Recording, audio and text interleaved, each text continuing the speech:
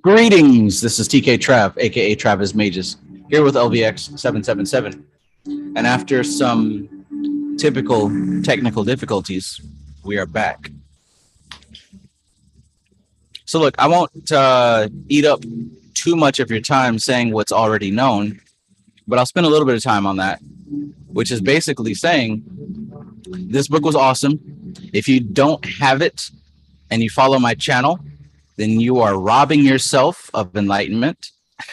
Not that this book makes you enlightened, but I have found after decades of searching that many answers that I've been looking for are at worst hinted at best completely resolved through some of the things that this author says in this book and many others.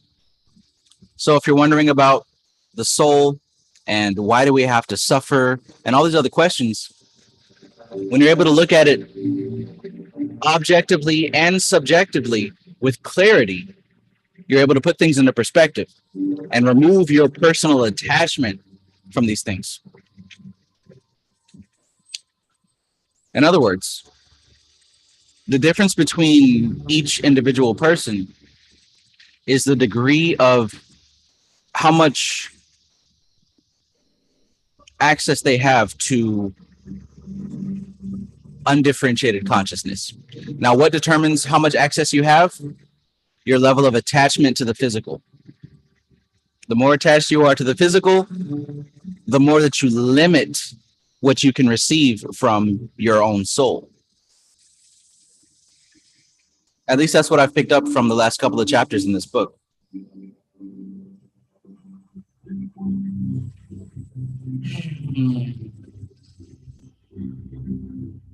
What do you think about that, Alora?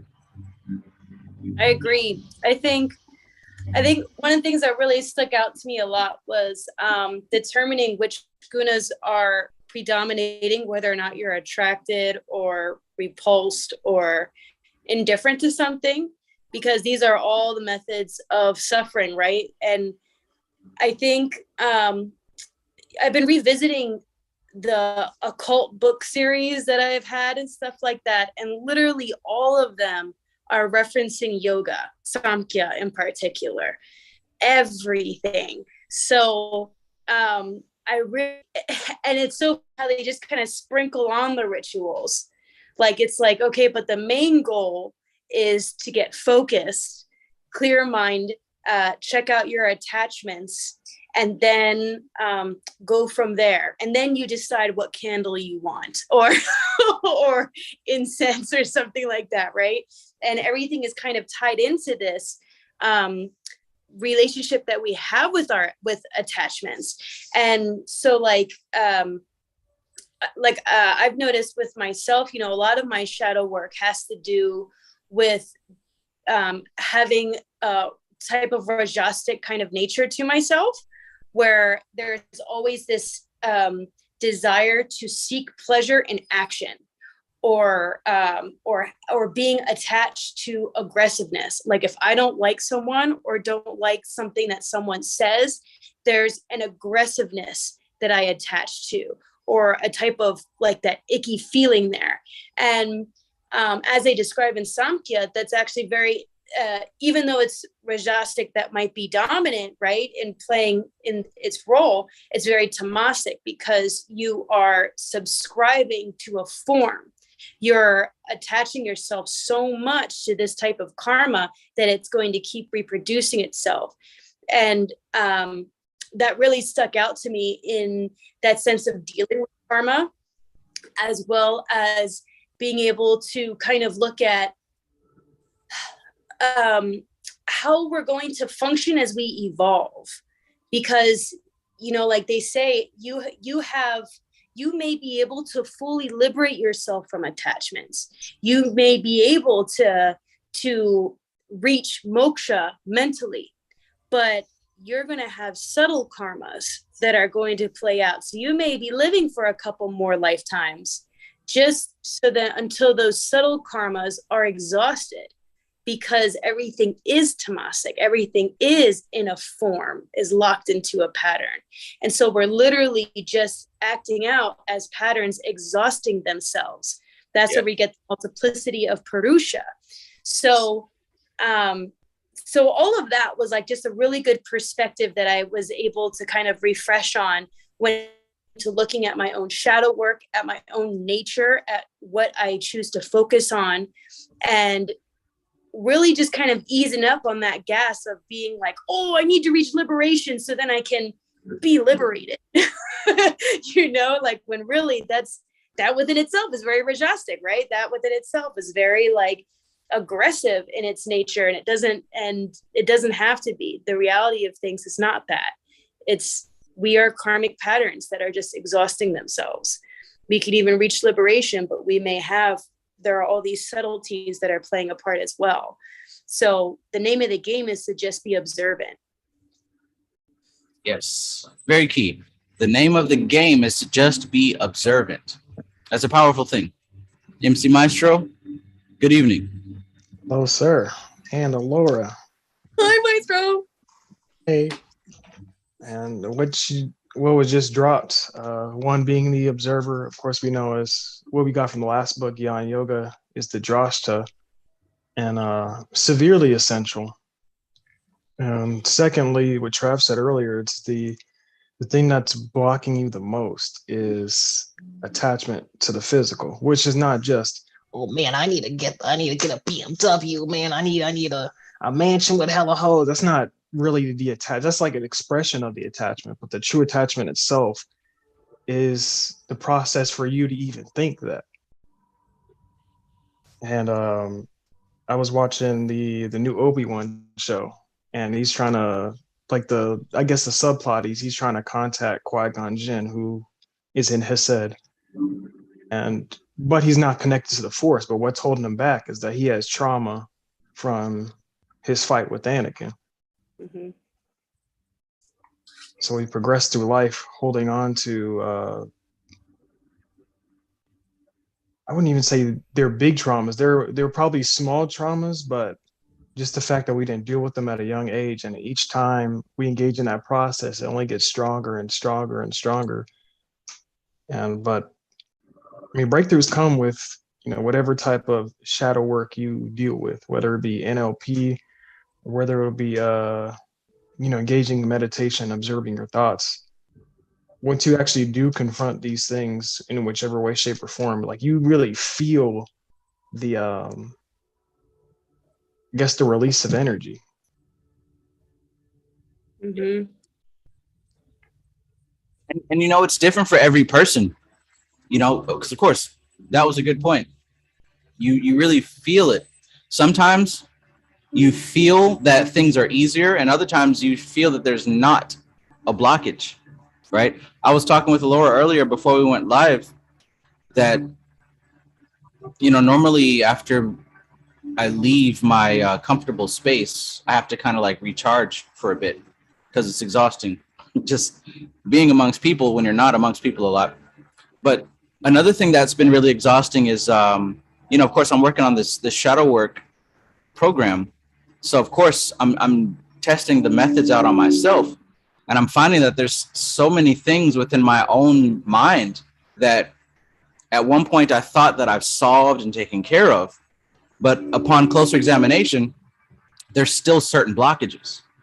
And I can identify those because as I push forward to do something, it's not as easy as it should be according to my own expectations. So that release, that blockage, it's almost as if it doesn't come up logically. It comes up emotionally. There's no logical reason why I should be hindered or stunted or blocked. Yet emotionally, it's just there. So I think a lot of this process of shadow working and its inner work, we can't always examine and tell if it's working logically, but we can tell by the ease of the flow. Right. I was doing a meditation earlier, and it was about observing what the body, it was observing the subtle, just the self, right? So like all the subtleties and stuff. And so it started with the body. And upon internal reflection, I asked my body what it needed. Mm-hmm. And instead of words or thoughts, what came were feelings. And so our feelings, our emotional body is another body. It is another part of self. It is one of those more subtler realms that we really break into when we're doing shadow work, right? Because we're not just looking at the event. I can know that this event was traumatic and that it affected me in my rational mind, but there is a way of being that came from it that has clung on, that I can really only communicate through emotions. So when we're dealing with the causal realm, right, which has to deal with our thoughts and all of that kind of stuff, we are analyzing beyond what our words can describe. We're actually going through the experience and then rewiring our emotional experience in order for that to now play out as a new pattern in our everyday. And I think that I know for myself, I kind of forgot that because I also I've been revisiting the same freaking event, but it like hit me on so many different levels. And to think that's just in this lifetime. Imagine how many lifetimes we've had where we've collected all of these impressions, right? And have acted off of that. So when we're starting to unravel these kinds of things, it's a matter of going beyond just what we think it is and actually creating a whole new experience and understanding what an experience actually is. And a lot of that begins on the emotional front. That's like, whoa, that's a whole other realm right there. That's a whole other realm. Because that, you know, it's not right in front of us. Mm-hmm. I like how you said the causal realm. We have to deal with you really have to deal with the plane above if you want to sort something out. Just working truly, that's what I really see with like modern therapy or content-based therapy. It's very Malkuthic, or if we're looking at the Ophiel system, it's very like Earth Tattva-ish. Yeah. Well, we have to ascend those levels, look from a higher perspective. Right. But what if you were to go from higher to lower instead? Which is what yoga somewhat suggests. I mean, yoga suggests many different things, you know, but the way how I interpreted it was that it's asking you to look at the causal realm first, your thoughts. Mm-hmm. Right. Clear that. So we've got this order, this delineation of influence. And you mentioned the causal realm, and you mentioned this Malkuth realm, this physical realm. But if you examine even further, there's a few realms in between. Peace, Laura. What I've been looking at recently is the fact that we don't cause anything from this material level. I was examining my definition of power, and originally I thought that the definition of power was the ability to change things, but that doesn't start on the physical realm. Never does. So I redefined my definition of power as the ability to facilitate change. Big difference. Because I realized that the things that happen in my life, for the most part, I'm uncertain of the cause, right? The fact that I like this incense, it isn't because I wanted to light some incense right now. There were predetermined factors that influenced that decision. Why do I have this incense in the first place? But if you continue to examine that train of thought, you'll start to see that most everything that we do, the decision was made before we actually do it. So when we talk about influencing the world from a plane that is above the physical, that's pointing directly towards shadow work. That's pointing directly towards things like shadow work, because we're dealing with influences that happen before they manifest. And if most of us are unaware of those influences, then what is free will? I know my thoughts. I have free will. Right. Right. And what's free about that will? Good counter question. I've been giving a lot more respect to my unconscious mind, to the unconscious mind, because I believe that the unconscious mind is actually shared. I don't think it's individual. The conscious mind is individual, but I believe that the unconscious mind is actually shared. And there's enough evidence, at least to me, to support that. I mean, the simple fact that we have all these synchronicities and coincidences, there's some kind of shared communication going on a level that is very subtle. Because it doesn't just happen with people in my immediate world, it happens with people that I communicate with all across the world.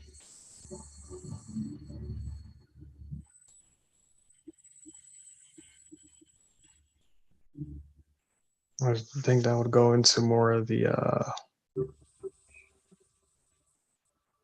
guess the NetSack sphere.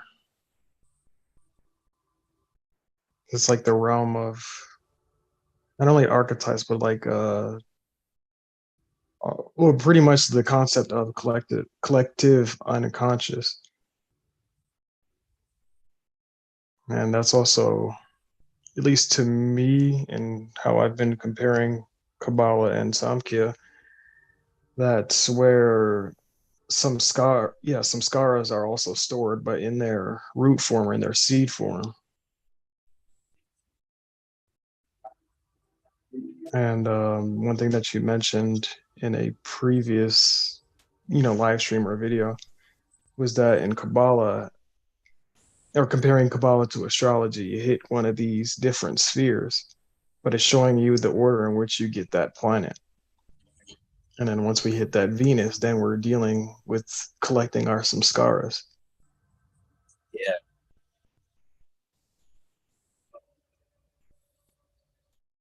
Samskaras. And in a way, I mean, since we're talking about the collective, I'm not so sure that a individual human being can exist without that operating system, without that foundation of the collective. Yeah.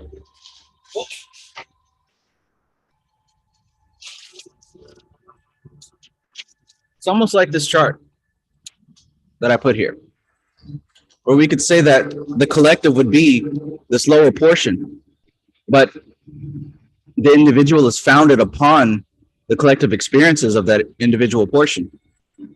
Now, of course, we could remove and replace the individual because the physical body dies. But even as the yoga text tells us, the subtle body is what continues the karma. But if you continue deeper, we'll start to see that there's a solid foundation that doesn't ever change, doesn't ever die, doesn't ever leave. That would explain why people have these subtle behaviors that translate across the board. I mean, NLP wouldn't work without this. Body language reading, cold reading, all these different things wouldn't work without a foundational operating system. So to me, it would make sense to dedicate a serious amount of study to that foundational operating system. Yeah, the object, or yeah, just say like the objective system or like the objective rules. Learn the code. Yeah, learn the coding language. Doesn't matter which OS someone throws at you. You learn the commonalities between those things. If someone throws Apple at you, someone throws some Windows at you, you're like, okay, whatever. It's going to be a little different in how you go about it, but at the end of the day, you're still using the same skill set. Right. Now, of course, the more specialized you get, the more technical you can be with specific changes. But the more that you can understand as far as the wide range goes, it's almost as if you have a bird's eye view on what's possible and what's not possible yet. I know I got that the transformations from Richard Bandler, and you could tell how it's written, what he's doing. But at this point, I think nothing's impossible, like true. Like before I could conceptually understand it, now it's more of a like a understanding, or almost like it like he's installing experience as you read along. Yeah. I mean, you got to think, if this individual is highly specialized in this art form, then it's almost as if he can't help but to utilize the art form as he's teaching it.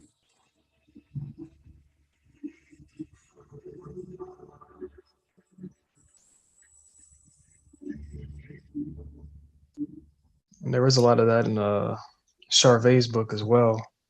Like as I didn't read it a second time, but like as I went along, I started realizing like, wait, hold up, isn't this the pattern that she just mentioned? But she'll just be talking with like an objective paragraph, not really talking about the pattern itself, just breaking something else down. I'm like, hold up. And the more I go throughout the book, I'm just like writing next to it, labeling what patterns I see. But I didn't go back and then like do it over again. Yeah. You see that a lot in this genre of books. And like I said, I don't think that there's a way to teach it without actually demonstrating it as you teach it. You've heard of the meta pattern, right? Hmm? Do you have any books with that title? Not with it. A few offhand references like from videos and such. It might be useful to find a specific book with that title, because we start to find that there is a pattern of communication that is more effective than other patterns of communication. Mhm. And this particular pattern can be broken down into 4 steps. And what you'll find is that after you learn the 4 steps, if you go back, you'll see that the 4 steps were being used every single page of the book. I really appreciate that, because in a way that's kind of like it's kind of like an art form, you know? Yeah. What better way to teach somebody a concept than to put them through the concept?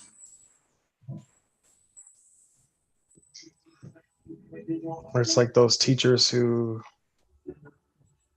they teach the lesson in their actions the whole time. And then you actually get to the lesson. You're like, man, this lesson is stupid.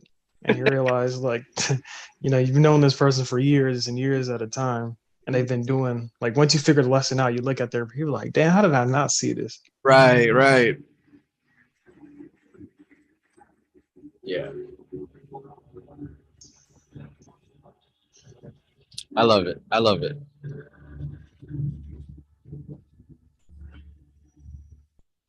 And what I like, I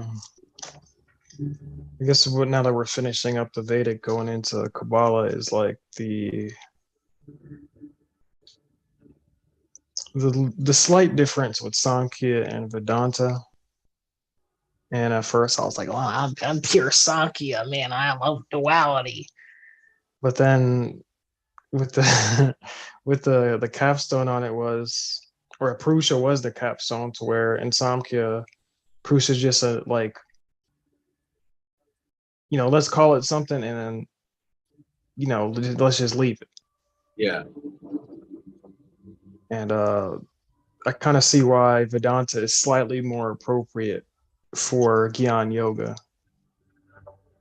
Like I think it would be a little too abstract for an exact science like Gyan Yoga to use something like Purusha, because Purusha is a little bit more like, it's a little bit loose, or like too loose.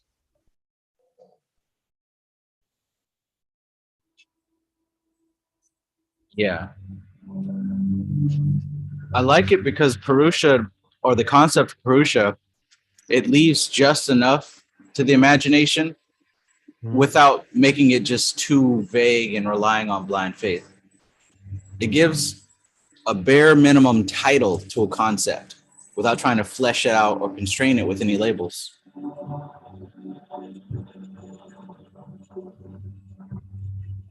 Which is good, because if God is really uncomprehensible and undefinable, then what are we doing trying to define it? That's not my God. My God.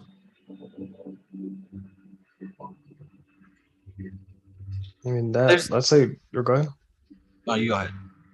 I was gonna say, I think we define our capabilities by our own limits that we put on things. And if we were to compare that to, I guess the most westernized version of all these frameworks would probably be Maslow's hierarchy of needs. And like if you were to define your spiritual based on an extremely limited perspective, where you're like one based on trauma, then don't expect the rest of the pyramid to be too extravagant. Yeah. Like if you have 66% bullshit in the seed, then the plant is going to be, you know, plant could stretch for miles, but it'll still be 66% bullshit. Mm-hmm. At best, it'll be 66%. At worst, you're looking at more. But there's a powerful indication there. That's showing the importance of how we frame our reality. It isn't simply about opinions. How you frame your reality determines what you're able to perceive. Yeah. Literally. That doesn't mean you have to be a genius. But what that does mean is that the more doors that you close as far as possibility is concerned, you limit what you can actually receive and understand and perceive. Or the dollar experiment where they had like the lucky people, the neutral people, and the unlucky people, where they identified with those labels, and how the Yeah. lucky people and the neutral people found the money, but the unlucky people didn't. Like, and that happens in real life too. I've had several, like, I think I mentioned this before, where I was mad at something and that's simultaneously looking for my keys, but the moment I was like, you know, let me not get attached to this. Like the moment I said that, I was literally staring at where the keys were, not processing it when I was mad. But the moment I said that, is like literally they appeared. So it goes to show that, yeah, everything is frames, everything, I guess. It's the quality of filters you put on your reality.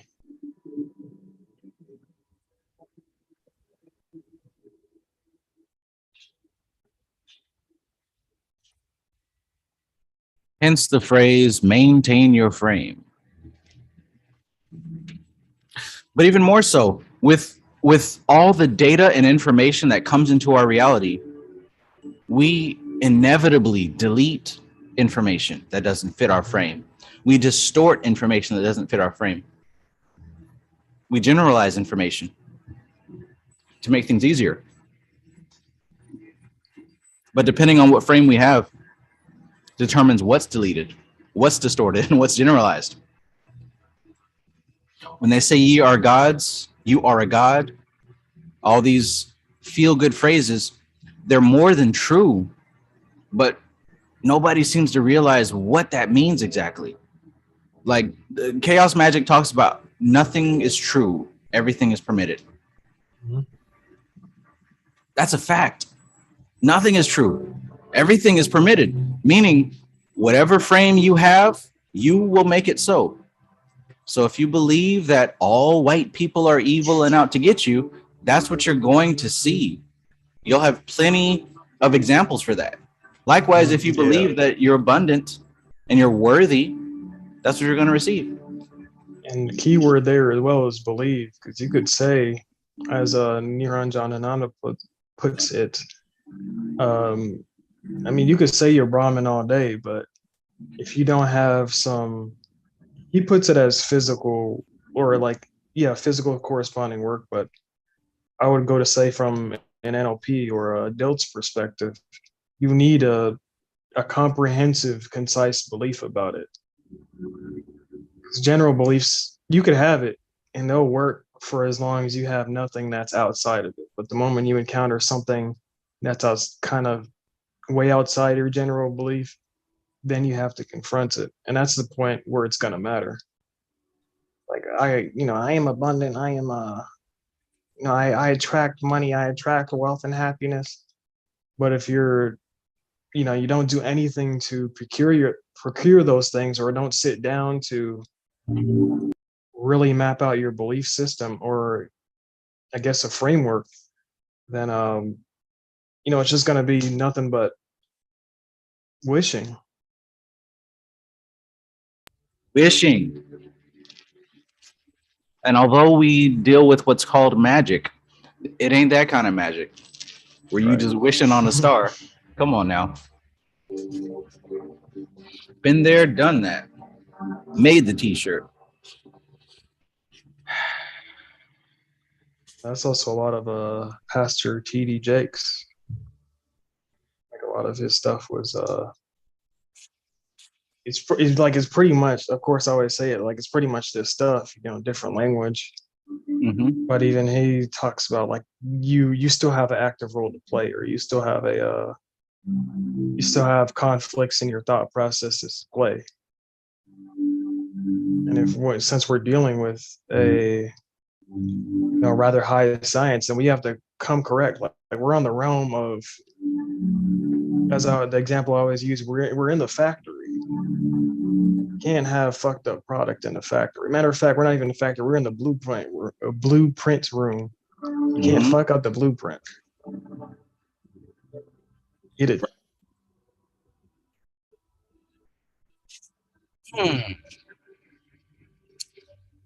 Are you a football fan?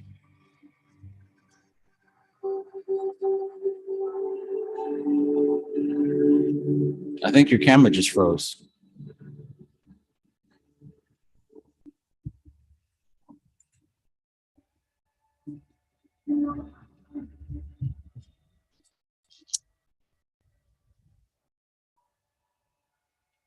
Are you there?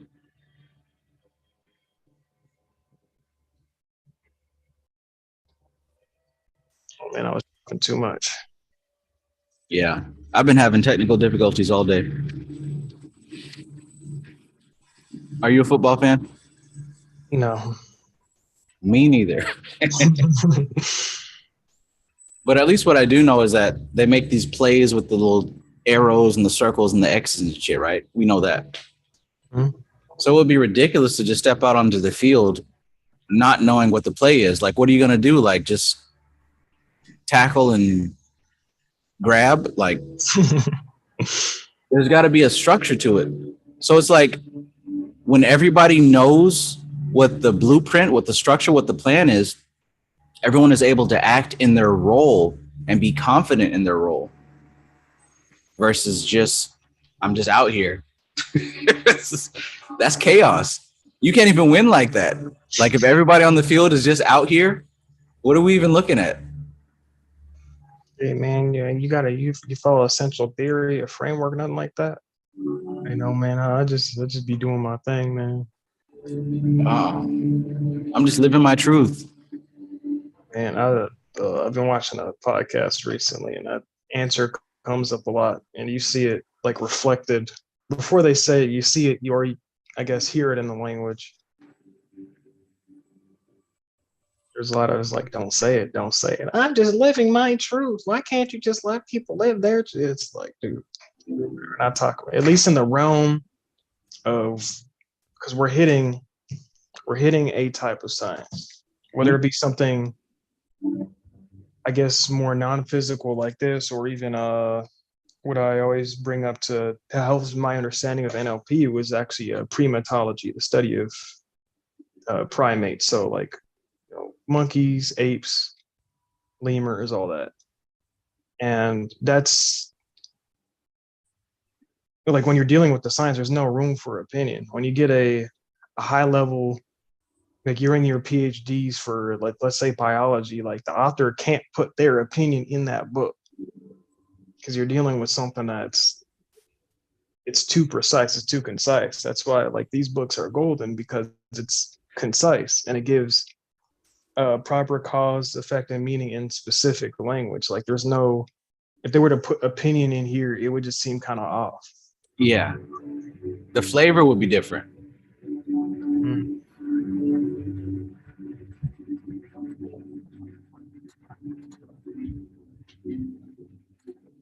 Yeah, that's a good way to put it. Because even I mean, you could try. There's a lot of people who try to write about this stuff, but Like you just read the first page, it's like, all right. And even with certain movies, you could tell if it's a refined director or not.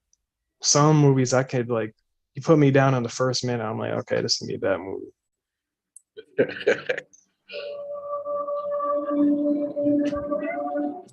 I like that. In the chat, Society Eject says, I'm just living my truth is another way of saying you don't want to come out of your box and you're not willing to accept any new information to change your truth.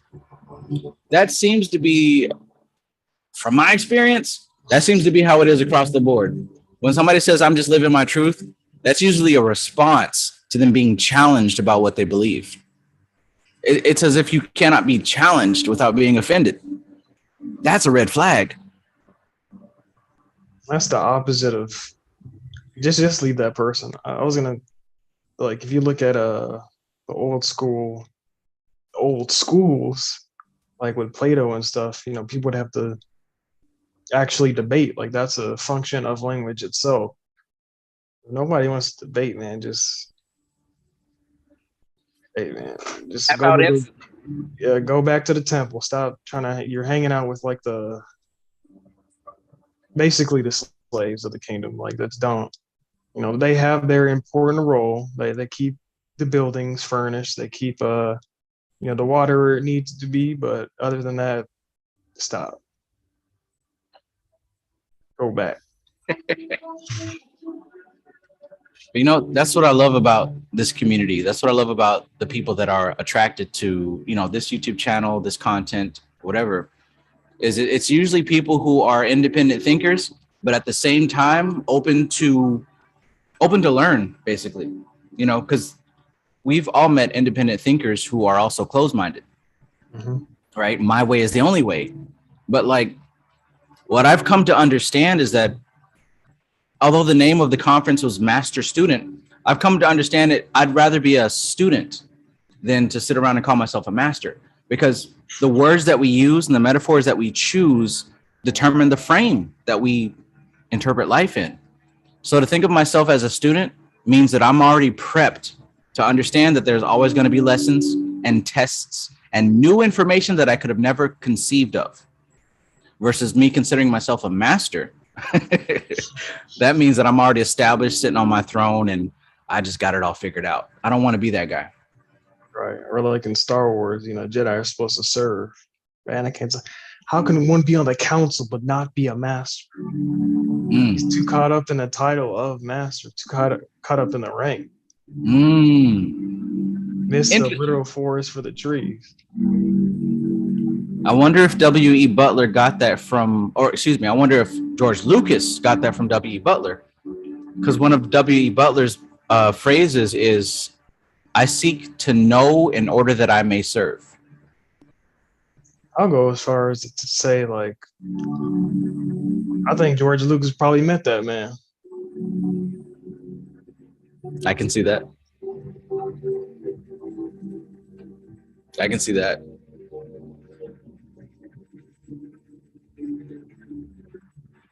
Probably messing with some, definitely at least had to meet Dr. John Munford. Got the keys. Think so? That one I'd say, because he, like the whole, and he's a Swami too, like the whole, or his whole game was he became a Swami, came in that, you know, that hippie era, and then dropped that information. So I wouldn't doubt that they learned from him or someone extremely similar to get some type of technique which deals with getting information and extra sensory communication and whatnot. Yeah.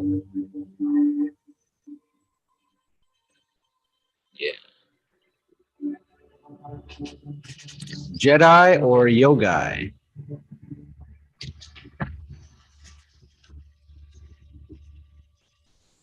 And I watched pretty much that whole episode over again, the one with Yoda having to learn Kriya Yoga to become immortal. And there was a part in the episode where that's when I realized the Sith like really sucked, is because to disrupt Yoda's lessons and training and whatnot. And again, he's the master, and he had to go through these trials and lessons. Palpatine and Dooku had to do a ritual, drew blood and everything. I was like, I realized, I'm like, yo, that's low magic. And in the episode 2, one of the Yoda sees the apparition of another Jedi, and he's like, oh, they could teach you how to become immortal. We could learn the secrets of the Sith. And then Yoda said, only concerned with the physical, the Sith are. So they're really low magicians out here. Oh, masters of low magic. I mean, don't get me wrong. That's still profound. That's still great. But inherently, there's limits. Right. Or what are you serving besides my truth? You don't have to be a dark, spooky demon lord to be out here on some low magic. Or as you said before, in your video, most recent one, talking about the right hand and left hand paths, you end up becoming a vessel for something based on that trauma. So, I mean, you could think even Palpatine, he thought he was on top of the whole galaxy, but he was really a vessel for the dark side to express itself. Yes. Yeah, that's the left-hand path. Like that's what I'm seeing. Like the left-hand path. Yeah, you physically express power. You physically express a certain aptitude. But let's get to the core of this thing. It isn't you. But then again, we can make the same argument for the right-hand path and even the middle path. What is me anyway?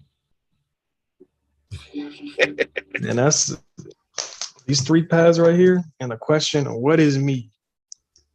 Each path deals with that question, but it takes its own route to finding the answer. Yeah. One's breaking it down. One's expanding. That's, dare I say, NLP. And one's the mixture of the two, the atabolism and catabolism, or the hero's journey. Yeah. Anabolism, catabolism, and metabolism. Right. I think. Mm-hmm.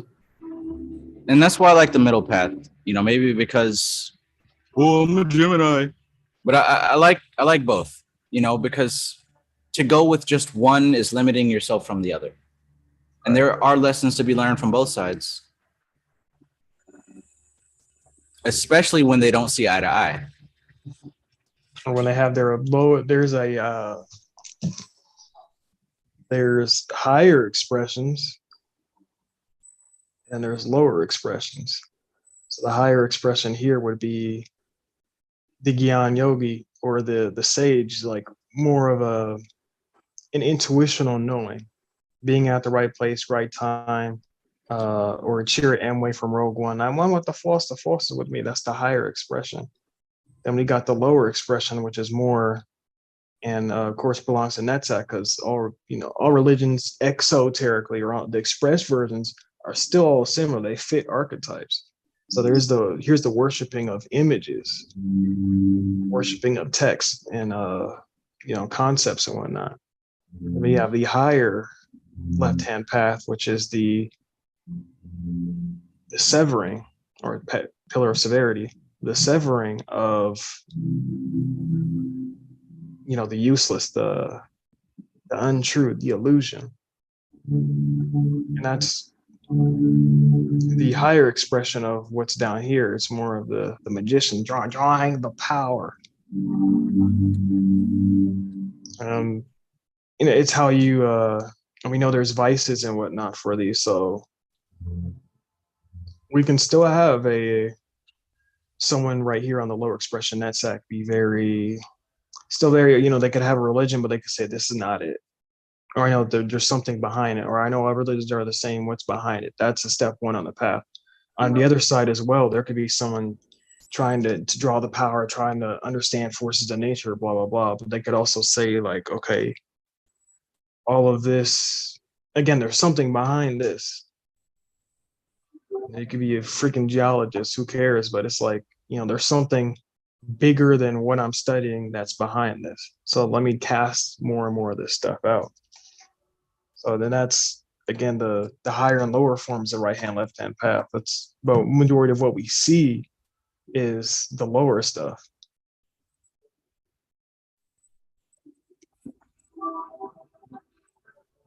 And I realized too, breaking this down to somebody, was that this triangle is more the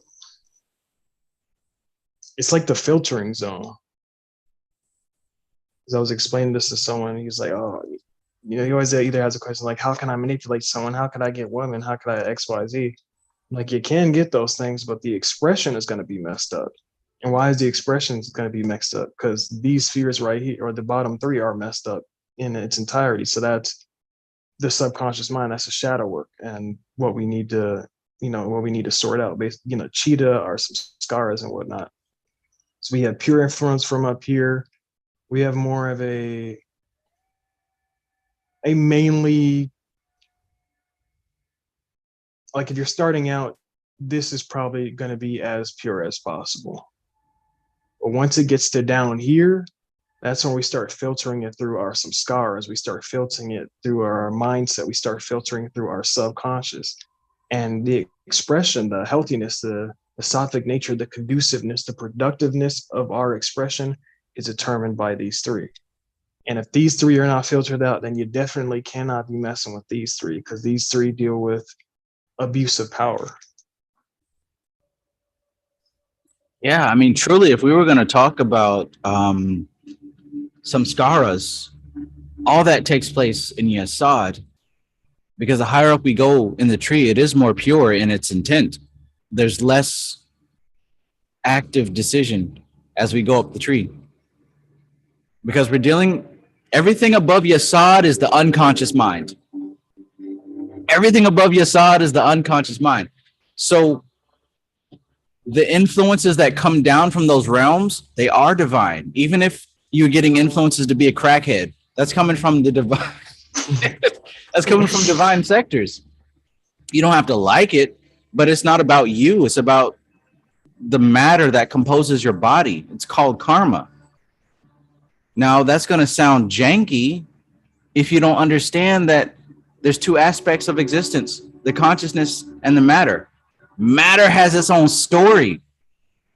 The elements and aspects that create your physical body and your personality has a story. It was already pre-equipped before you were born. That's called destiny. That's called astrology. But the Trump card, the Donald Trump card, Gemini, is consciousness. And to the degree that you have the ability to be open to the influence of consciousness is the degree that you have the ability of adjusting that karma in real time. Most people don't have that capacity. So karma plays itself out for them and they say, woe is me. Or, lucky me, I'm better than everyone else. No, that's just the flesh that you're dealt and the food that you are blessed enough to eat. Yeah. Or like in it was Star Wars Episode 6, the whole thing, join me, it is your destiny. And then in the fight, you have to confront the Emperor, blah, blah, blah. You have to confront Vader, which ends up happening. But we see at the fight that Luke nearly becomes Vader himself in destroying him. And then he realizes, like, in that moment, that's the karma kicking in, or that's the karma, or the realization, the openness of mind, the attunement towards consciousness in that moment. Then he realized, like, oh, it's not about vanquishing evil. It's not about me being the crusader. And, he threw away the lightsaber. That's when he was truly called a Jedi, when he was able to trump over his karma. And notice how it was built into his genetics. Mm-hmm. Same blueprint that enabled Anakin to be Vader exists within Luke.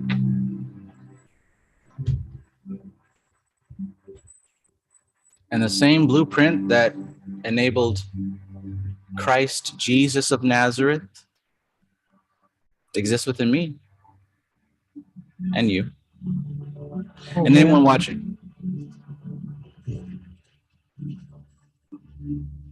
Nothing to do with supplements, by the way. with supplements. Activate your DNA, get the Christ consciousness. Oh yeah. Well, you gotta sip on the gold, monatomic gold, right? Hey, man, that's a secret. That's something else. Oh, But that's still, it still has its place in the physical vessel. And it's like a booster because you could still, you could still do these yogic techniques, cultivate your neural pathways, keep them open with either yoga or NLP. They're going to connect, they're going to be maintained regardless. That gold is just a booster.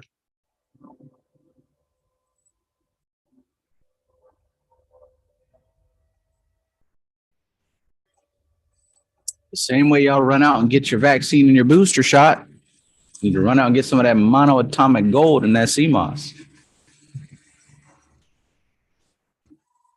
I've been realizing too a lot with my personal family karma. A lot of it is John kicked me out again. A lot of it is dealt in repressed emotion. And how I was thinking, actually I was playing the game Jedi Academy, and then my friend, we were talking about it, like, how do you like it, man? It's so cool. I'm like, it's good for what it's worth. And then we started getting in discussion about Star Wars, of course, and we were talking about the dark side. He's like, no, it's not about the power, it's how you use it. But then I realized, like, yeah, but, and even in real life too, when you're dealing with some of these modern expressions of old school Taoist sects, they, again, it depends on where you're acting out of. So if you're using this supreme power as of, oh, I'm trying to be good, that trying to be good is also based in trauma, and you're adding energy to that. Yes. In real life, when we have it could be someone trying to, like, it could be a Mormon picking up some trash, and there could also be a dude who bullies people. But at the end of the day, both can still be acting out of the same trauma, and then both could get, a chronic illness and whatnot. And that's the realm we are dealing with.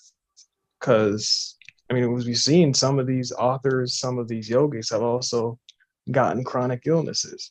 Yeah. And if you look at Palpatine, he has two big old tumors on his head. Yeah, he has unlimited power, but But that's how it is. Like, it's funny, but it's not funny. I mean, even beloved Dion Fortune, she passed due to her battle with cancer. Mm-hmm. Many others.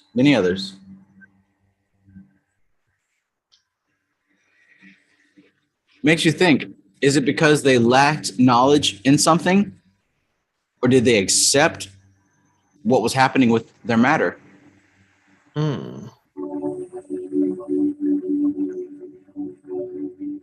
Because I can see a good case for both. Right.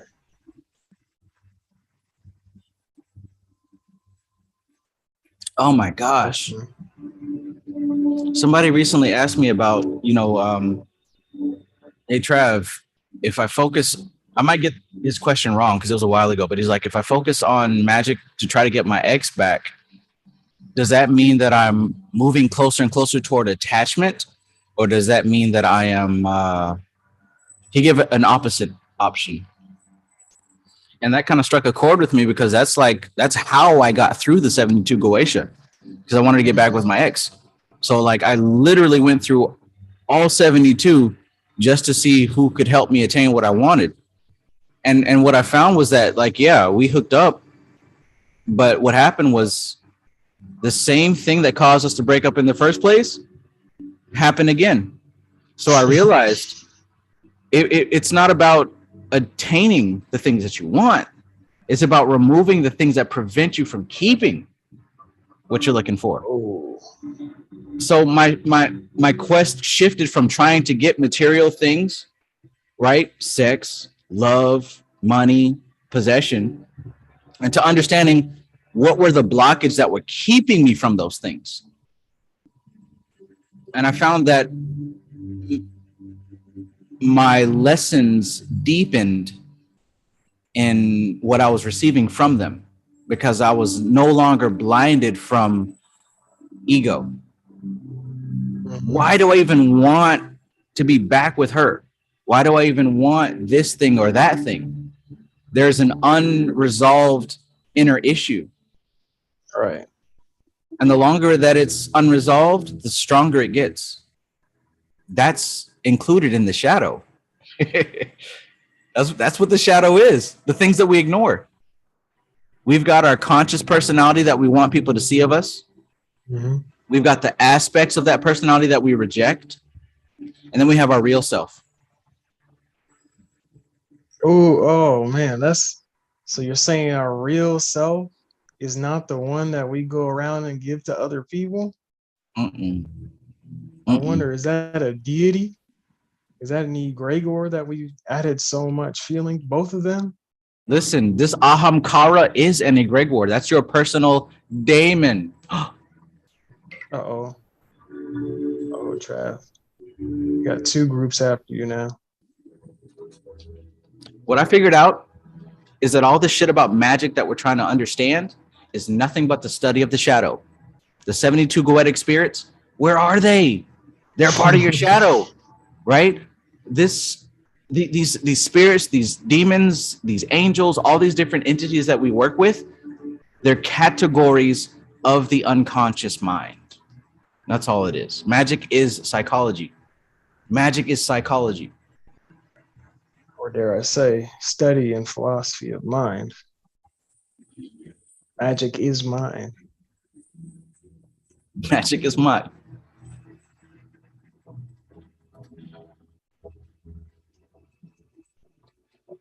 And that goes into like the Kabbalion, but not so much the phrases of the Kabbalion, but the actual chapters.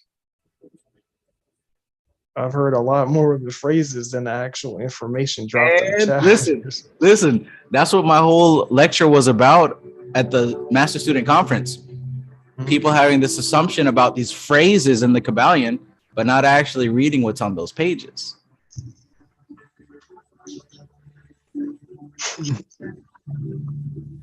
Man, I read the Kabbalion. That's so great, man. Yeah, what'd you like about it, man? All is mind, universe is mental. That's so true. Yeah, what about it? Do you know what the first Hermetic principle is off the top of your head? Nope. Straight up.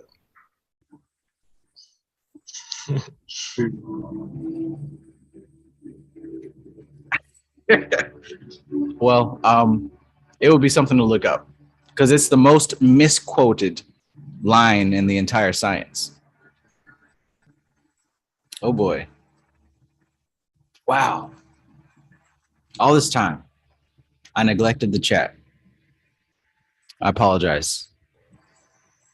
Thank you, everybody, for being here. It was the first. Is it the first? First what?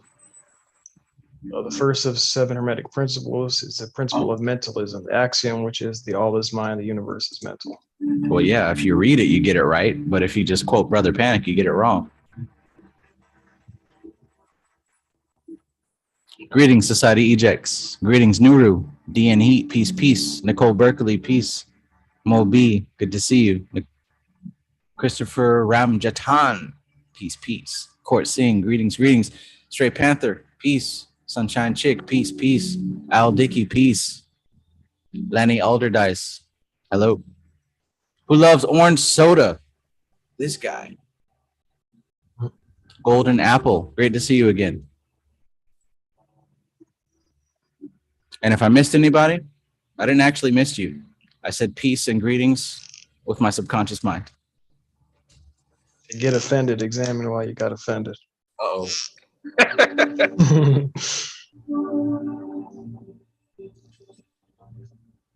But yeah, man, all this magic stuff is the unconscious mind. Because subconscious mind, it isn't like technically accepted. It's popular, but it isn't like psychologically official. But the unconscious mind, this is where we're doing the work.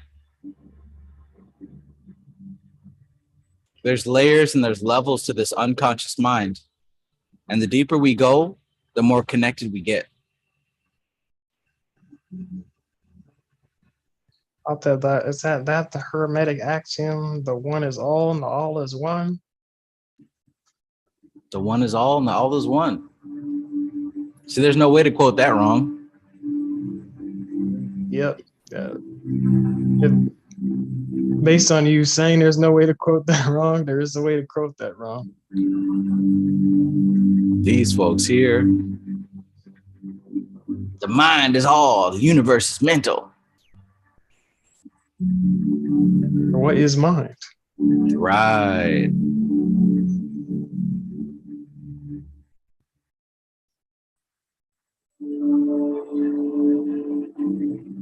And that belief could go a long way if you don't solidify it, like with proper explanation. It could probably do some things for you again till there's something in your direct worldview that will straight up challenge it.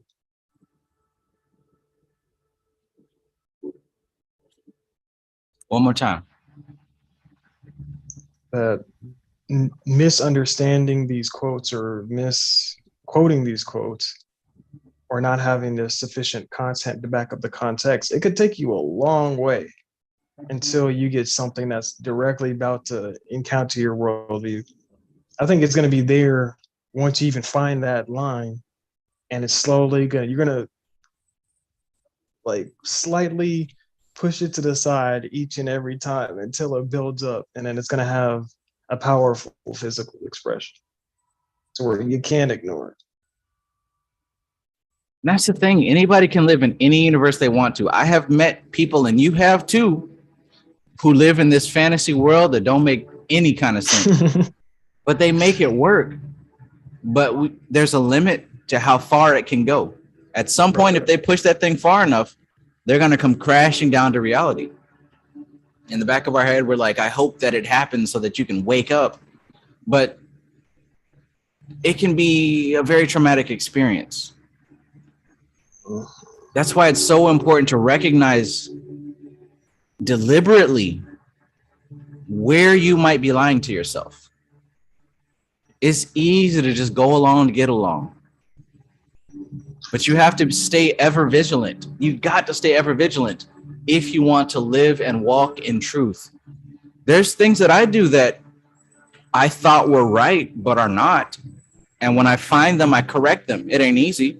Sometimes I don't want to correct them. But if my ultimate value is to be truthful and full of integrity, then that value has to supersede whatever habit patterns I may have. Pattern, it's just a line of code. It ain't even like, it ain't fixed. It ain't important, I should say. If it's like, if you could replace something, I'm sorry, it's not important. And I've seen some like pretty, even at my young age, pretty terrible patterns. It's like, you know, it's kind of, you could give someone the easiest, man, I gave people that Snyder meditation, worked miracles on them, crying in tears and everything. And then like find the next thing to be like, oh, I can't change this. Like, what? Yeah. But here's another thing. Like I'm coming to all sorts of new revelations after working on the shadow work course. Because like I said, like if I'm studying and building this, then I have to test it on myself. One of the cool things that I realized in relation to what you just said, I used to not like people for like subtle reasons, like something about them, I don't like them. You ever had that before? It's like you'll see something, they seem okay, but it's like something about you, I'm not gonna hang around with you much longer. What I've come to realize is some people are genuinely nice people, good people, but the karma they carry, the energy they carry, because we're so sensitive and subtle to those kind of things, we can pick up on that contagious energy. So that's really helping me to analyze the fact that, you know what, some people are great, they're nice. Because the reason I say this is because I'd feel guilty about meeting somebody who was actually kind of cool, but I have this unconscious feeling like, no, hell no. I feel guilty. It's like, am I judging them? Am I being like judgmental? But no, sometimes it's the energy people carry, and we can sense that. Yeah, I last ever went against that when I was in college. There was I mean, there were some people I'm like, no, and there's some people I'm like, oh, I gotta make friends, blah blah blah. That karma ended up expressing itself. Truly traumatic.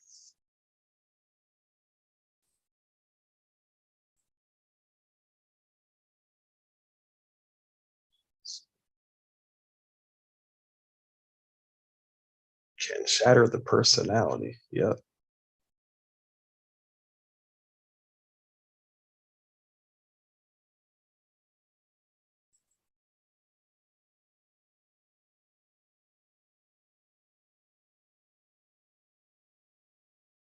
Shit, what is personality aside from like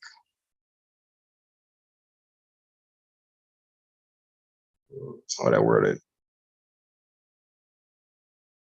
It's a series of algorithms. Wake up too fast. You get too much objective, it'll destroy the get too much objective, it'll destroy the subjective. Exactly right, society.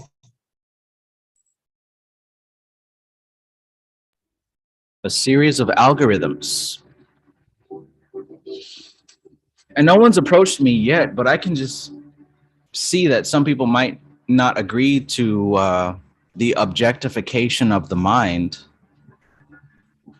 But it is what it is. I tell my friend who's getting new to all this, like, whatever, it doesn't matter. And I tell him, it's going to be a hard journey, but no matter what type of ideas come your way, just stick to the objective. You don't even have to get these two or follow these two philosophies. Just stick to the objective principles, and like, you can't go wrong. There's no way. It is only when you step out of line. And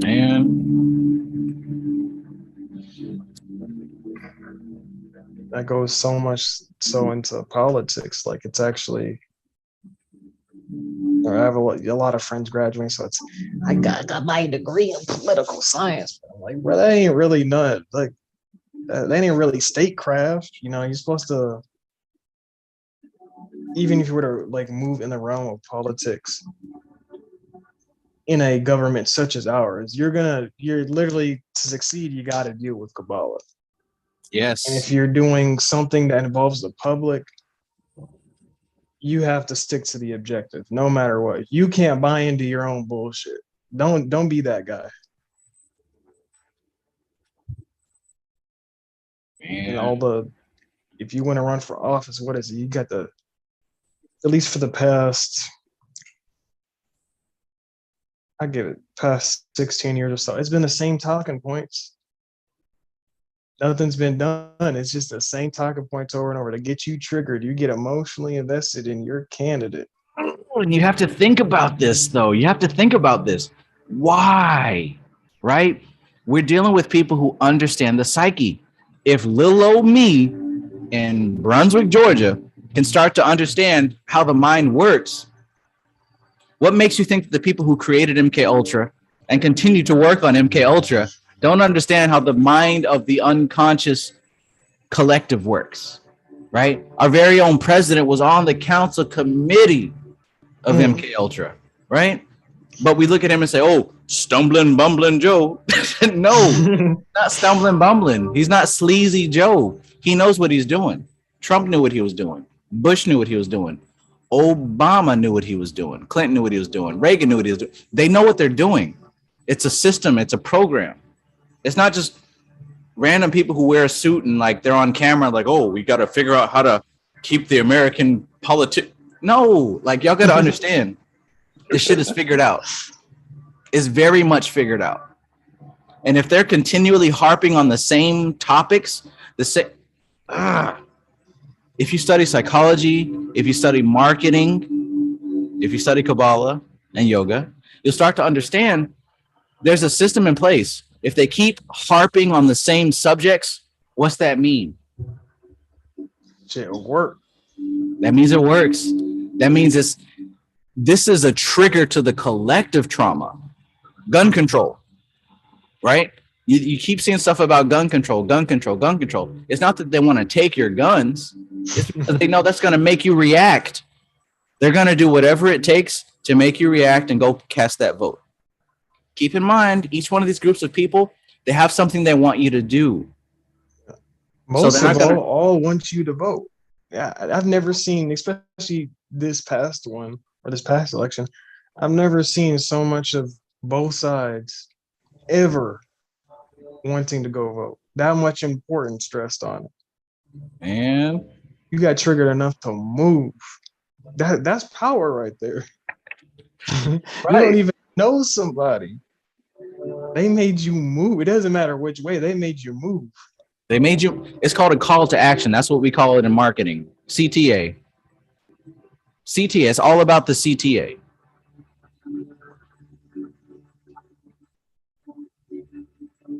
Stumbling, mumbling Joe. Man, I love this stuff, man. I hope that y'all picked up some of the books that I mentioned before. But to an internet marketer like myself, the one of the Bibles is called Influence. It's by Cialdini, Cialdini. And he's got several chapters in there that describe the behavior of the unconscious mind. Now, one of the I study this book regularly because I kind of have to. One of the recent chapters that I study was about the monkey see, monkey do effect. You guys have heard of monkey see, monkey do. Yeah. You see it, you do it. That is more profound than you realize. Matter of fact, we really have no resistance against monkey see, monkey do. When there's something that is broadcasted in the media, we automatically see ourselves doing it, consciously or subconsciously. Mirror neurons. There was a study that was done about suicide. And whenever they publicly broadcasted a suicide on the news, they found a massive spike the next day and the following week in suicides, right? Whether it's a celebrity, rest in peace, Robin Williams. Rest in peace, Mr. Connell from Soundgarden. Rest in peace, Kurt Cobain. Whenever there is a massive broadcast about a celebrity figure committing suicide, rest in peace, the lead singer from Linkin Park. People suddenly start killing themselves. Now, why would that be? People who are already depressed are thinking, you know what? My hero did it. I can do it too. Yeah. They found that when there was... I was to say, like, it's the barrier or the line towards the action is already quite flimsy. But if you have someone who holds authority in that person's mind who does the same thing, it shatters the defense. Right. That's exactly it. And it not only did suicides increase, Maestro, but also plane crashes increased. Car accidents increased. Deaths increased in general. Now, everybody doesn't have what it takes to be like, oh, I'm going to kill myself. Some people do it indirectly. Pilots, right? Pilots are known to be clinically depressed and alcoholics, just like dentists. And some people might swerve into a tree. Hell, at a very, very low point in my life, I did the same exact thing. But the point is, whenever we see something broadcasted, this is why media is so powerful. We assimilate that. We do it. We try it. Perfect example is all these challenges, right? The crate challenge, right? The cinnamon pepper challenge or whatever they have. Like, why does anybody do anything? Because we see it. We see somebody else doing it. And if they look like us, God forbid. Oh, yeah, that's right. There was a study, I think 2016, and it was like if a black person sees another black person in a commercial, they're like 86% more likely to buy the product, no matter what it is. Yes. You don't, do you understand how true that is? I mentioned Obama recently. I was in the Navy in 2008. That's when Obama went up for office. Hmm. I proudly voted for Obama for one reason and one reason only. And my white female friend also voted for Obama for one reason and one reason only. Because he was a black man. I didn't give a damn about no politics, no policies, no laws. No, it was monkey see, monkey do. Just like what Brother Panic said, it was symbolic. I was happy to see a man in color, man of color in power, like as if that were to do really anything. As human, now what I want to say about that is that's not conscious. That's unconscious behavior, right? That's unconscious behavior. Now, some people are completely ruled by unconscious behavior. If you guys read Mimetic Magic, the root social matrix, that's what that is. The unconscious behaviors that control everything that we do. Now, when we talk about being woke, being enlightened, or whatever, that's being more aware of these influences that control your behavior. That goes into the like your concept of self. That's why we have Tatva Shuddhi. That's why we have the four, the Aham, Brahmasmi, and whatnot, because it increases and breaks down our conception of self. Daily Tatva Shuddhi is not to give you cities, they can be a result, but what's the main purpose? You're identifying with something beyond what can be affected by the unconscious. Beyond the unconscious collective.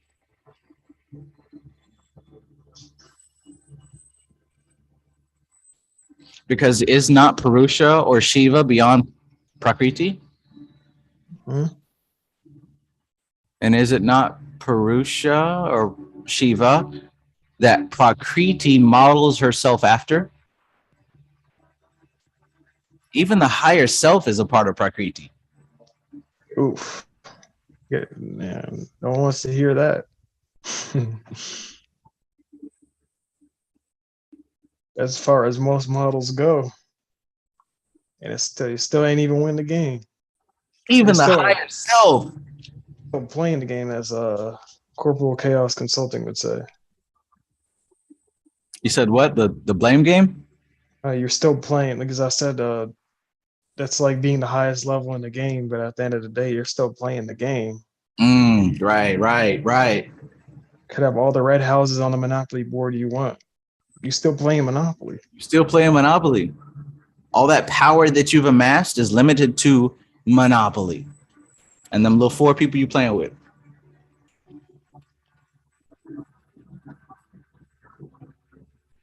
Oh, there's 4 families that rule all of the media.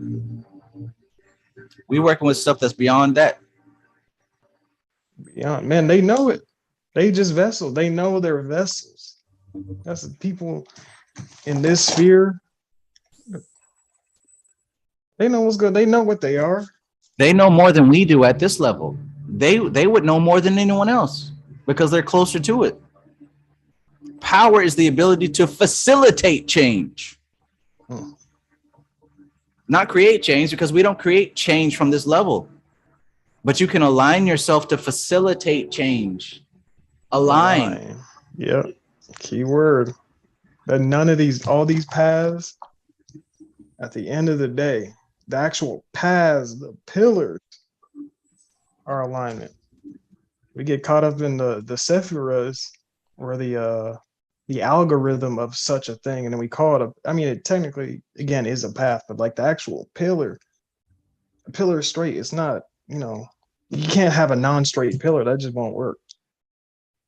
Man, it's taken me a little bit to come to terms with the fact and to be able to just admit without any kind of shame or fear or nothing, I don't know what the fuck I'm doing. I don't know what the hell I'm doing. Don't get it twisted now, right? I got a whole library of information. I'm not saying I'm blindly out here just flailing my limbs, but I don't know what's going to happen in the next 5 minutes. I don't know what's going to happen tomorrow. I don't know what I'm going to eat for dinner.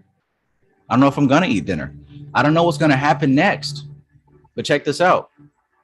I understand that what does know knows. I'm simply a vessel for that. Yeah. There's a phrase in Taoism that says, a true Taoist immortal doesn't know what he's going to eat that night. Mm. And I met some, they weren't Taoists, but they were Buddhists. And that's really my first introduction to meditation and all that. And that they just walk the streets of New York barefoot, or walk throughout the state. And the people are like, what do you guys do during winter?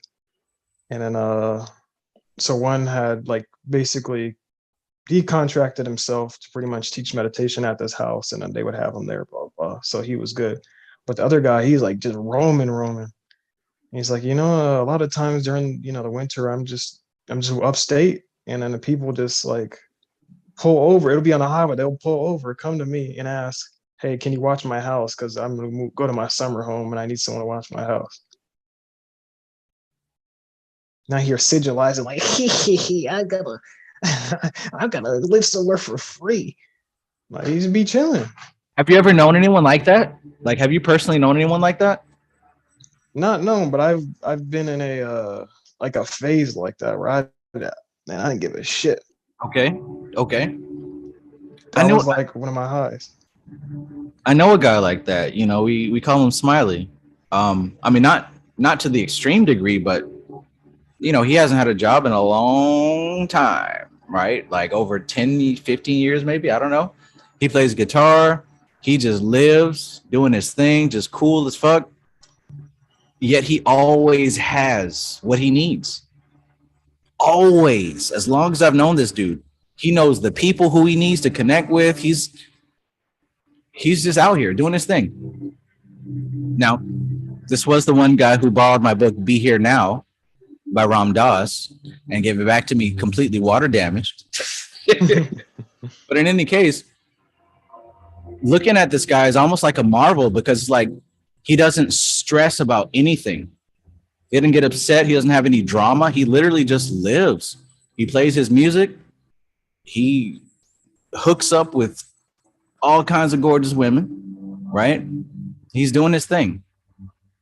But he's not sitting here worried and stressing about anything. He's just living. Now, that doesn't mean just like give up everything and have a guitar and your sandals. But what that means is that it is possible to live a comfortable lifestyle without knowing what's going to happen next.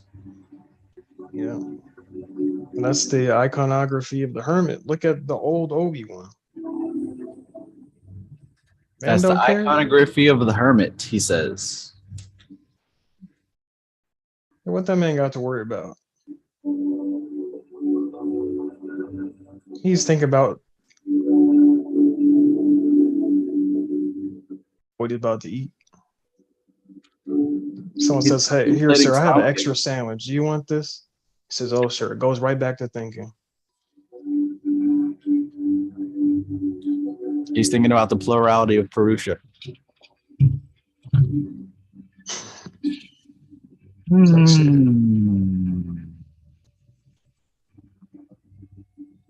Yes, from firsthand experience, definitely very possible.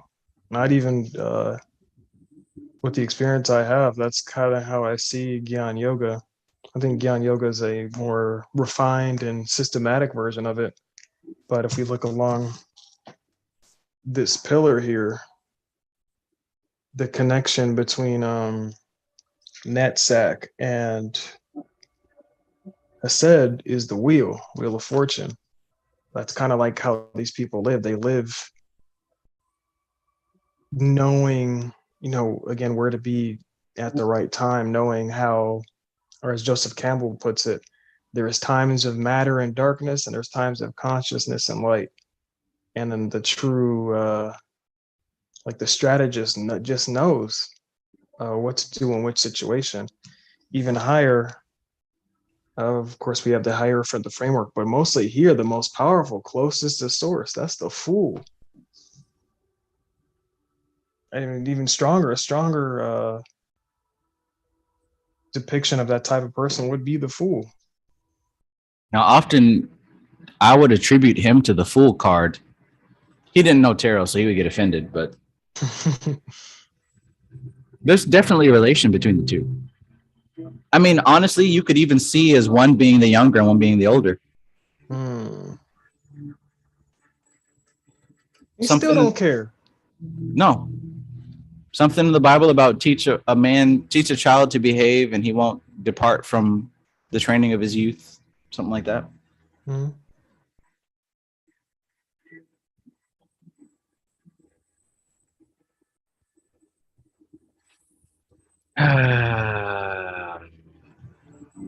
They call that the traveler, like Afro Samurai. The more that I study mass influence, because that's another one of my passions, studying mass influence.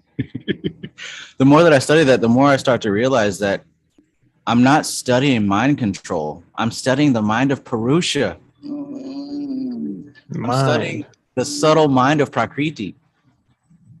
Like it's not even about like what I thought it was before. Like marketing, I feel like is a mainstream version of occult psychology. They have it down to like the words that you can use, the phrases to use in order to convince a certain person to do a certain thing. Yeah. How can that be unless there was some type of common denominator? I'm not the special stuff. Why? It makes me special. I'm a complex person. Not that stuff. That's not what changes a person. That's not what gets you out moving. Right.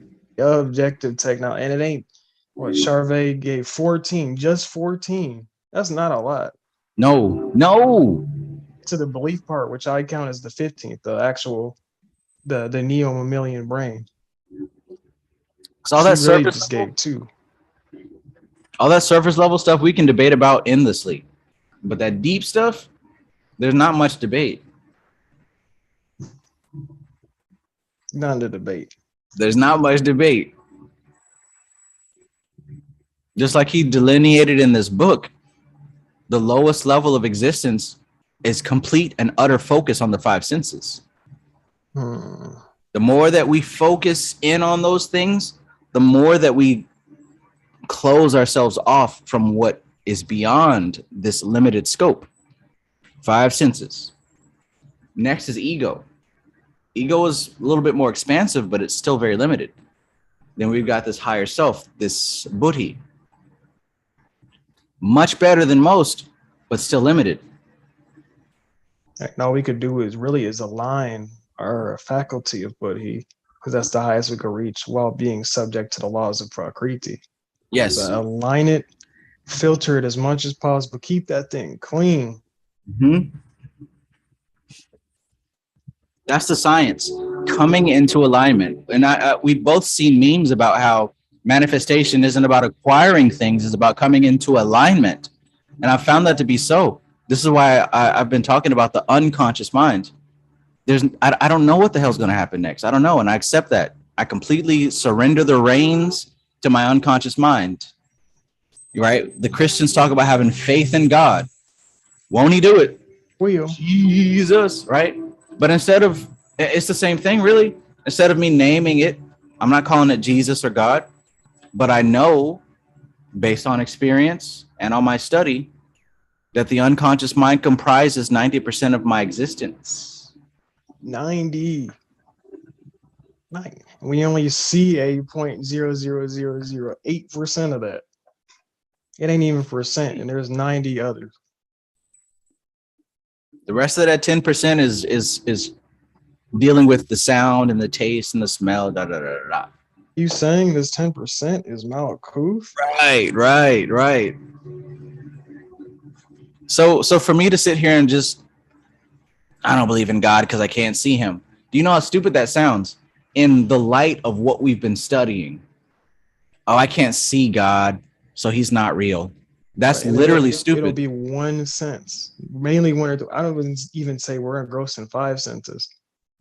Max, we're using 3 max for the general person. I mean, you do have the exceptions to the rule. Max, you're using 3. Most are about to just just know of one. And that's kind of, I'd say, the Bandler's take on NLP. It's the full range of 5 senses. At least get the full range before you start saying anything. And then we have the yogic practices to expand the range beyond the physical. As I said before, like each, I don't know what page the diagram is on in this book, but each of the, just past it.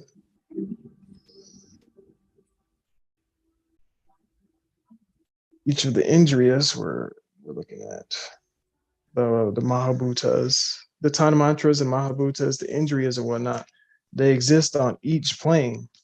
They exist, we deal with them, we are subject to them on the earth plane, the prithvi plane. When we move to the etheric plane or apas, they're still there. You have senses there, you have organs there. Yeah.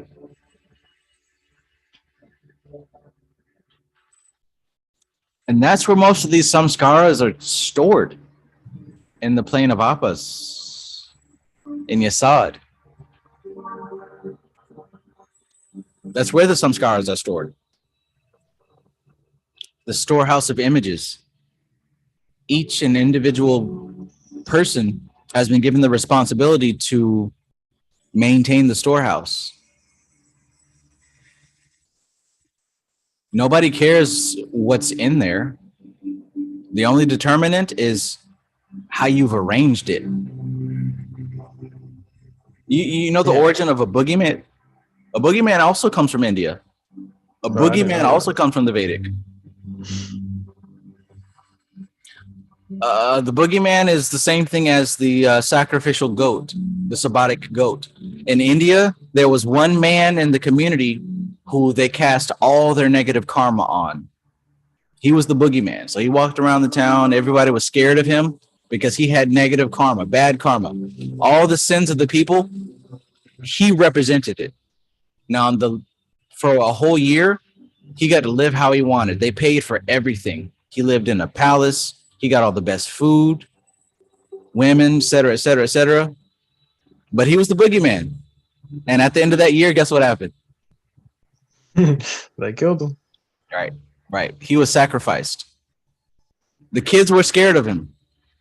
But the priests knew at the end of the year, symbolically, he represented the sacrificial lamb. This type of scenario has been present in every culture, even up till today. When we have some celebrity that we all collectively bash, guess what that is? The boogeyman carrying our sins. Part of shadow work is understanding when you're exercising projection, right?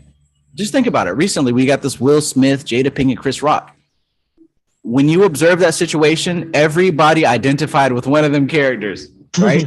You either identify with Jada, Will, or Chris. That's what I'm saying. Like with this chapter in influence, monkey see, monkey do, you can't help it. When you observe people doing things in relationship, because it's all about relationships, when you observe people doing things, you naturally identify yourself with one of the characters. This is why it's so crucial to pay attention to what you're letting yourself observe. Right. And even Joseph Campbell, he would say that about heroes as well. It's us projecting ourselves into the hero, so he broke down the shadow projection. So we have, and Snyder has his own version: acceptance, projection, rejection, connection. Like we have 3 types of people. We'll have someone who represents our real self, who we just won't really care for. But they'll, you always have somewhere in your locale, you have an example of your real self. You just won't call it as such. Mm-hmm. You got the person who accentuates, and this is external, by the way. You have a person that accentuates what you deem positive about yourself, and everything negative that you cast, you'll cast subtly onto another person. And I think he said for the shadow, especially, it'll be someone of the same gender. And largely, it'll be made from someone who partakes in something you were told that you couldn't do. So and that'll be the start.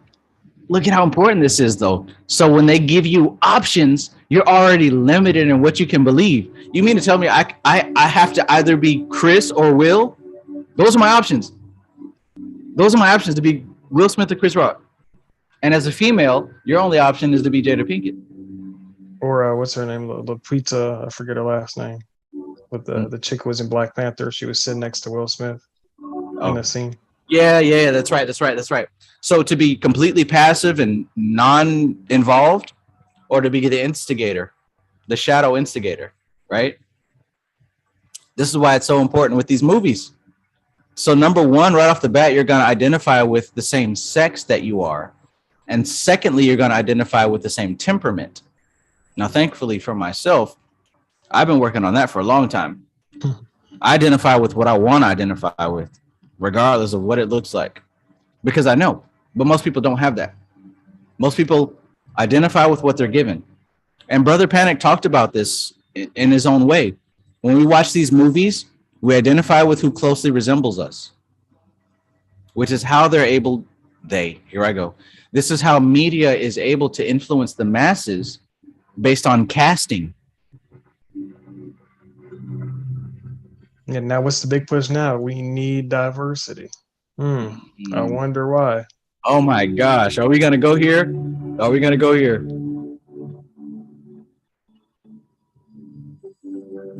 What is it called? Young Justice? New season, man. I loved 1, 2, 3 surprised me. 3 was really good. This new season, bro. Get the fuck on, bro. That was garbo. Oh man. Like, yo. These are my choices of what I have to identify with. These are my choices. That's all I got. Oh. But oh my god. That's all I have to say is no. If I were to sum up the entire season, no. Nothing is true. Everything is permitted. Look, if you're going to watch movies and TV shows, learn how to identify with who the fuck you want to identify with. Whether it's a white girl, a Mexican old man. But if you stay limited, you're going to experience the mind control. I hate to talk conspiracy theory but if you're only going to identify with the person that looks like you already lost. You're already at the mercy of the casting director. He ain't even getting paid that much. He didn't even get paid. He's doing it because he has to.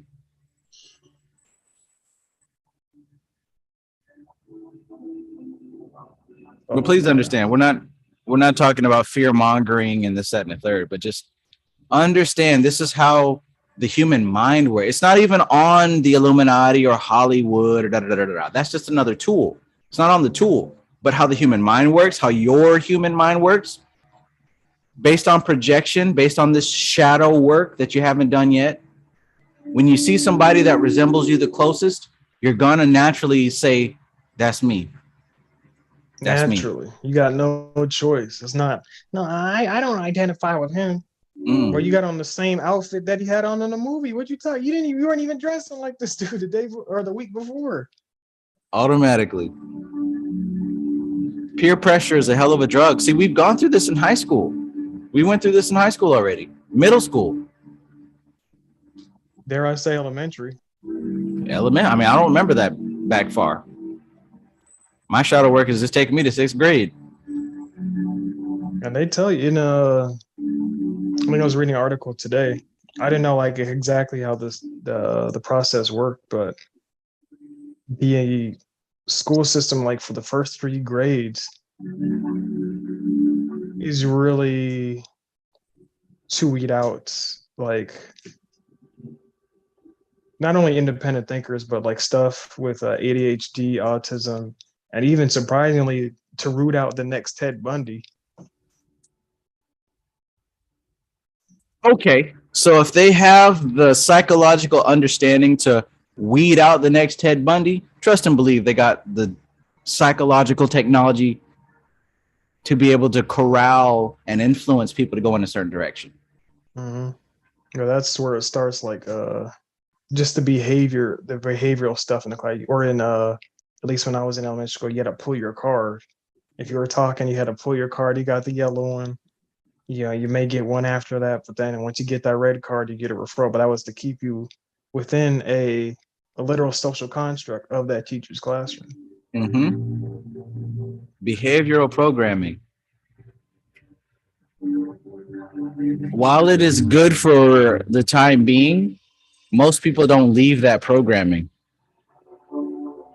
And when you pull that red card, there's an energy in you that wanted to express itself, but because you have to repress it, you're by default creating a splinter cell. Now this, we can take that anywhere. Somebody who knows what they're doing can access that splinter cell and use it for their own good easily. But also, if you don't encounter somebody who knows what they're doing, at worst case scenario, that splinter personality is going to work against you, because there's going to be shadow desires and shadow needs that are unfulfilled. That was the same thing with Palpatine and Anakin. Palpatine sends him the dream of Padme dying. It's not even set in stone yet. It sends him the dream of it. He's able to manipulate this man. Chosen one. Man, people underestimate. One didn't. People underestimate the power of the unconscious mind. Somebody asked me today, Trav, how can I retain more of what I read? And I just said to him, trust your unconscious mind. It doesn't forget anything. Now, whether he took that to heart or not, who knows? But listen, when I read these books, I don't sit here and stress about what I remember or don't. What I know for a fact based on my own practice is that when I need the information, it comes back to the surface. I may have read it a year ago, but when I need it, I didn't say when I want it, when I need it. Or even come back, and it'll come back, as we know, we're getting the haptic feedback of reality. It'll come back externally. It'll come back externally even. So trust and believe. Read this book. Because here's what I know also. When I have all these books around me and I'm constantly reading and studying, I don't stress about consciously remembering any of it. I focus on absorbing it with my eyes. When I study, my focus is absorbing it with my eyes. That's my focus. Because what I know beyond logic is that when I need this information, it comes back up. No, how do we do it? By experience. That's the whole purpose of these practices. We get the experience of a level beyond what we would call logic, a level which would be beyond the five senses, would be beyond identity.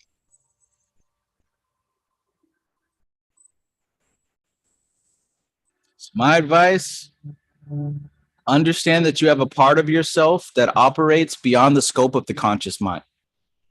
Yeah, the conscious mind, look, the conscious mind can be looked at like a muscle. You might only be able to hold 10 facts right now. That's pretty common. Matter of fact, that's better than average.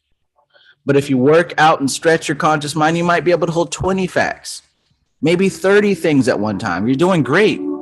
But guess what that unconscious mind is doing? Taking it all in. No resistance whatsoever. So the key is, how can I influence my unconscious mind to give me the information that I need when I need it? Well, it isn't that you have to do anything. It's that you have to remove obstacles from that process. Every single day, at every idle moment, I tell myself, you're amazing, you're awesome, you're the smartest person in the world. Everything that you're doing is right and absolutely correct. I tell myself that all the time. Yeah. And if you don't believe that, that's where the work is necessary. Right. You can tell. I've seen people who do like probably world mind-breaking art. Like, yo, this is crazy. I'm not a good artist. that's trauma right there. You need an example of trauma. You know, everybody in the chat, you know somebody like that. I guarantee you know one person who has something absolutely amazing. I'm not a good artist. Whose voice is that? That's my first question. Who told you that? Because you didn't tell yourself that. Somebody told you that at least one time. I And think then that's go ahead. no. You go ahead. I was just gonna say that's I think for a lot of us it starts off as a subconscious agreement because you want to remain humble. If you're not humble or you're not in recognition of that you're if you keep saying you're not the best, then you can improve and or there's like this trickery of the mind, right? Like because there's an idea out there that there's always going to be someone better than you and there's always going to be someone worse than you. And so you go into that as saying, I'm not the best because I'm still learning. Okay, I don't think there's any harm in that. But then there's a subconscious agreement that can be linked very much to shame, where it's like, if I accept that I'm good at this, then I'm no longer a humble person, then I can no longer be relatable, then I am going to be beaten by somebody else and that pain is going to be worse. You know, like we somehow relate our own value to how we identify what's good and what's bad. Does that make sense? With some people, that's what a lot of things come back to, whether it be something like this art example and or some type of activity, even for someone I know he doesn't really understand making money on the side.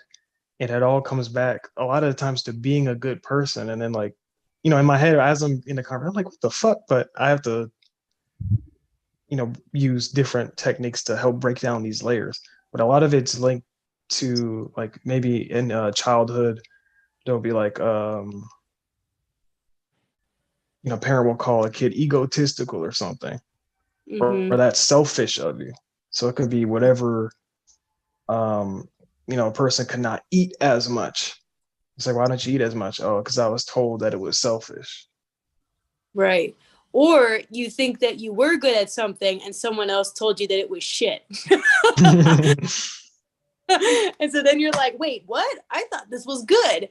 And they're like, no, it's not. And then because internally all humans are looking for the accreditation of others, right? The approval of others, that it's like, oh shit, well, if they said that it's not good, then I must be seeing things incorrectly here.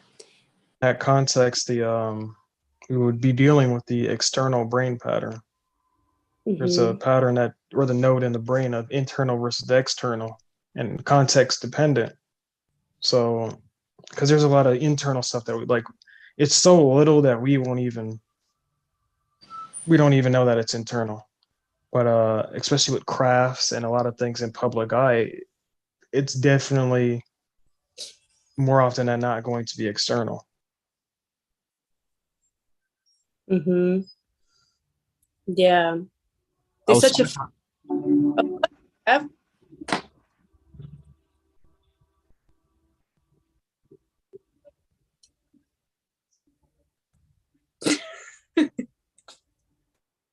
waiting for you.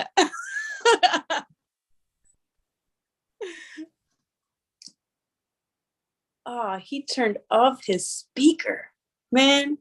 I wasn't even going to say much. Like, I wasn't even going to say anything really after that. Like, yeah.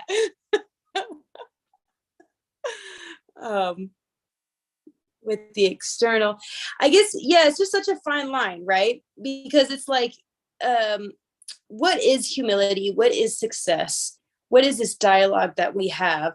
When I say, am I the best at something, or I am a good person, or I'm doing all of this kind of stuff, am I still identifying with things? Am I still attaching myself to am I still attaching myself to these things that are going to, in the end,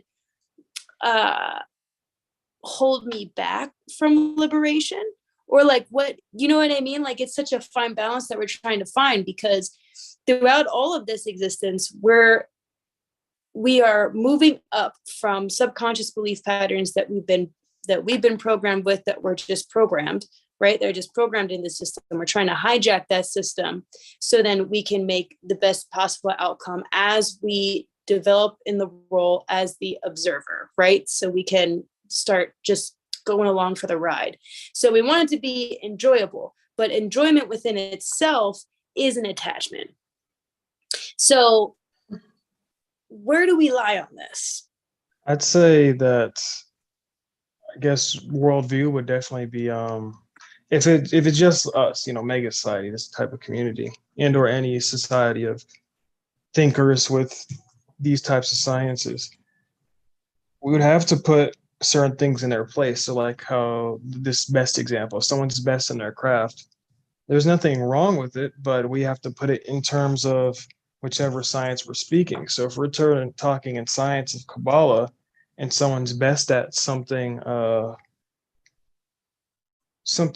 very archetypal, but not too archetypal over here, but also archetypal and complex at the same time. We're really dealing with Yasad, but we don't call it.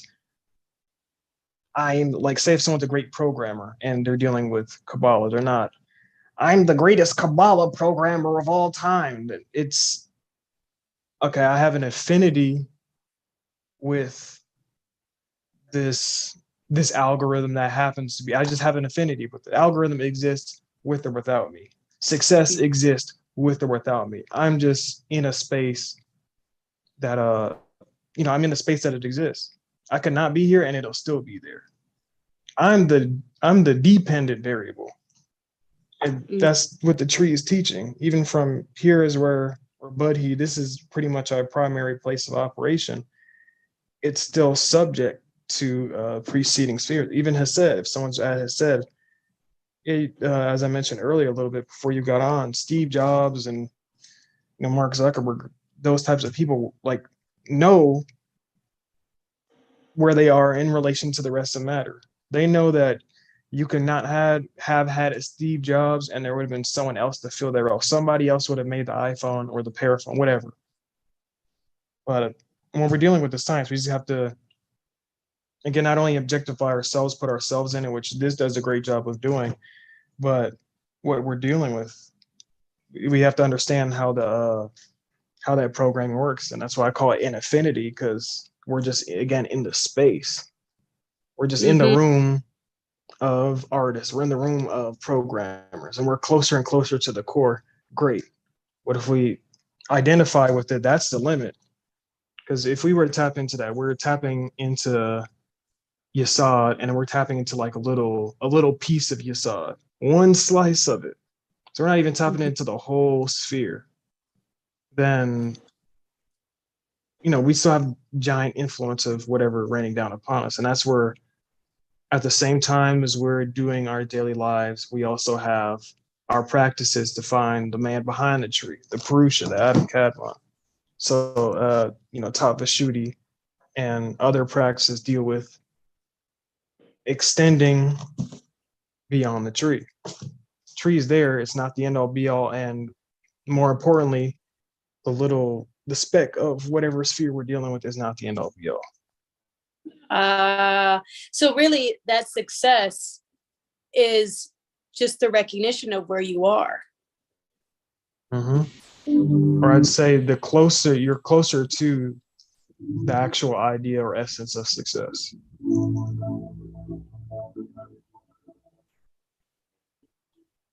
It's not identifying with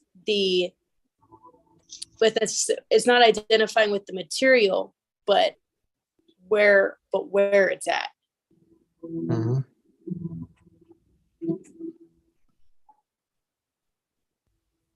Where is it coming from? Right. This shadow work is not necessarily easy. If it's easy, I'd be willing to wager you haven't gone deep enough. As I've been working on this course, I've been finding out so many things about myself that I thought were taken care of. You and me both, brother. And the thing with me is I don't have anyone to really talk to about my that type of thing. So I had a close friend who was open to discussion, and the things that came out were things that were there in my subconscious mind but have never been vocalized. And that's kind of amazing how like you'll have things in the back of your head and they'll be there, but the moment that you express them verbally, they become a reality. And I didn't realize this until like we talked. Just for a brief example, we had the Master Student Conference in Atlanta, and it was beautiful. It was a wonderful experience. I loved having everybody out there and being able to just meet and connect with everybody. And one thing I noticed is that like back to back to back, like as soon as I touched down at the hotel, people were like showing up like, yo, Travis, like you changed my life. You helped me so much. You helped me realize this. You helped me realize that, like all these wonderful things. And it was good and it was genuine. It was real, right? For anybody who's watching who met me in Atlanta, like it was real. But what I realized was like my mind went to a blank. I didn't know what to say. I don't know what to think. Like, it wasn't that like I doubted what they were saying. It's just like my mind was like, you didn't have a response for it. Yeah. And after the shadow work and talking with my friend, I realized that there's an issue with personal value, right? Growing up, I had an issue that I wasn't valuable, that I didn't have much to offer to the world. So if that's my foundation, for someone to come up to me and say, hey, what you've done for me, I value that. Cognitive dissonance. My brain just went blank. Like okay. So like I've been examining myself. And I realized that what I do, I don't do it to help people.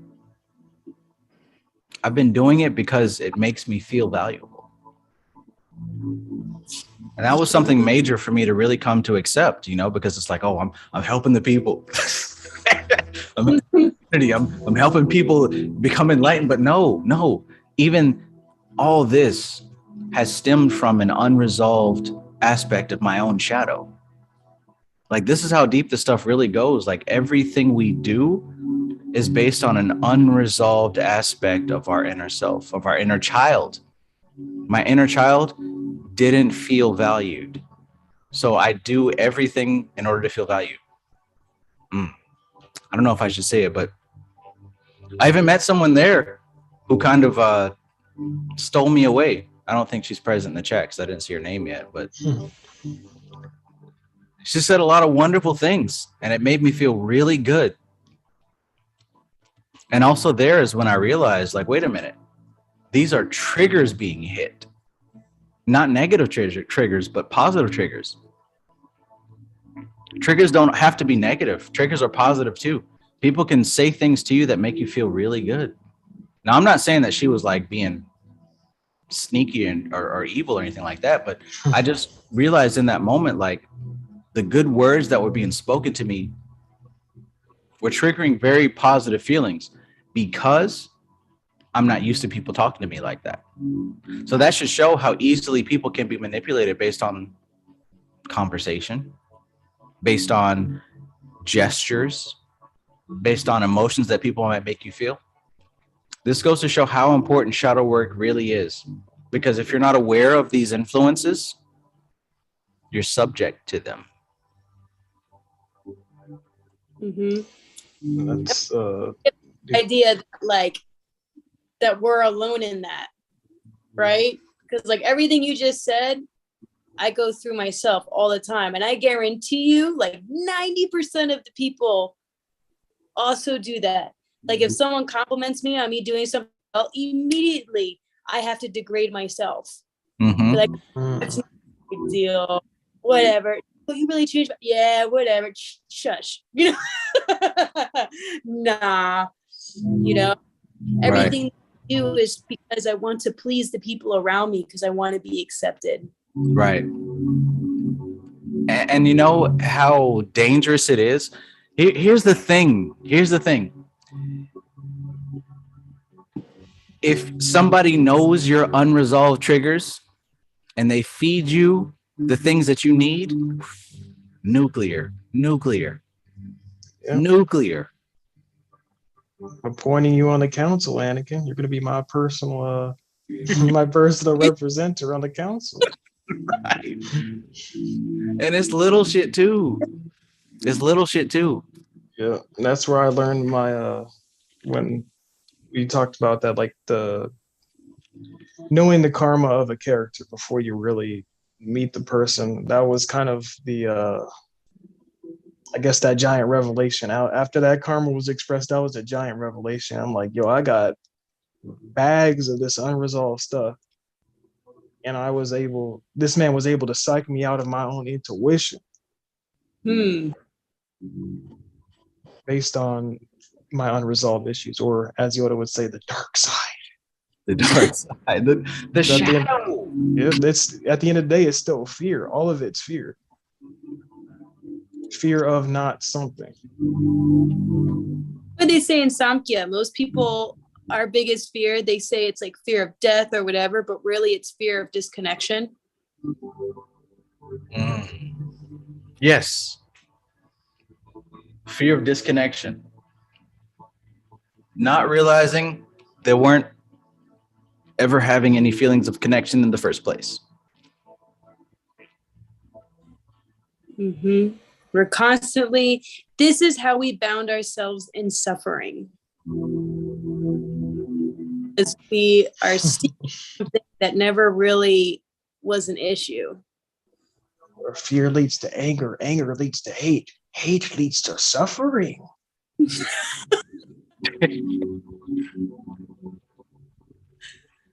The light was shined. I spent so many years feeling inadequate. I spent so many years feeling like I had to earn approval from people, right?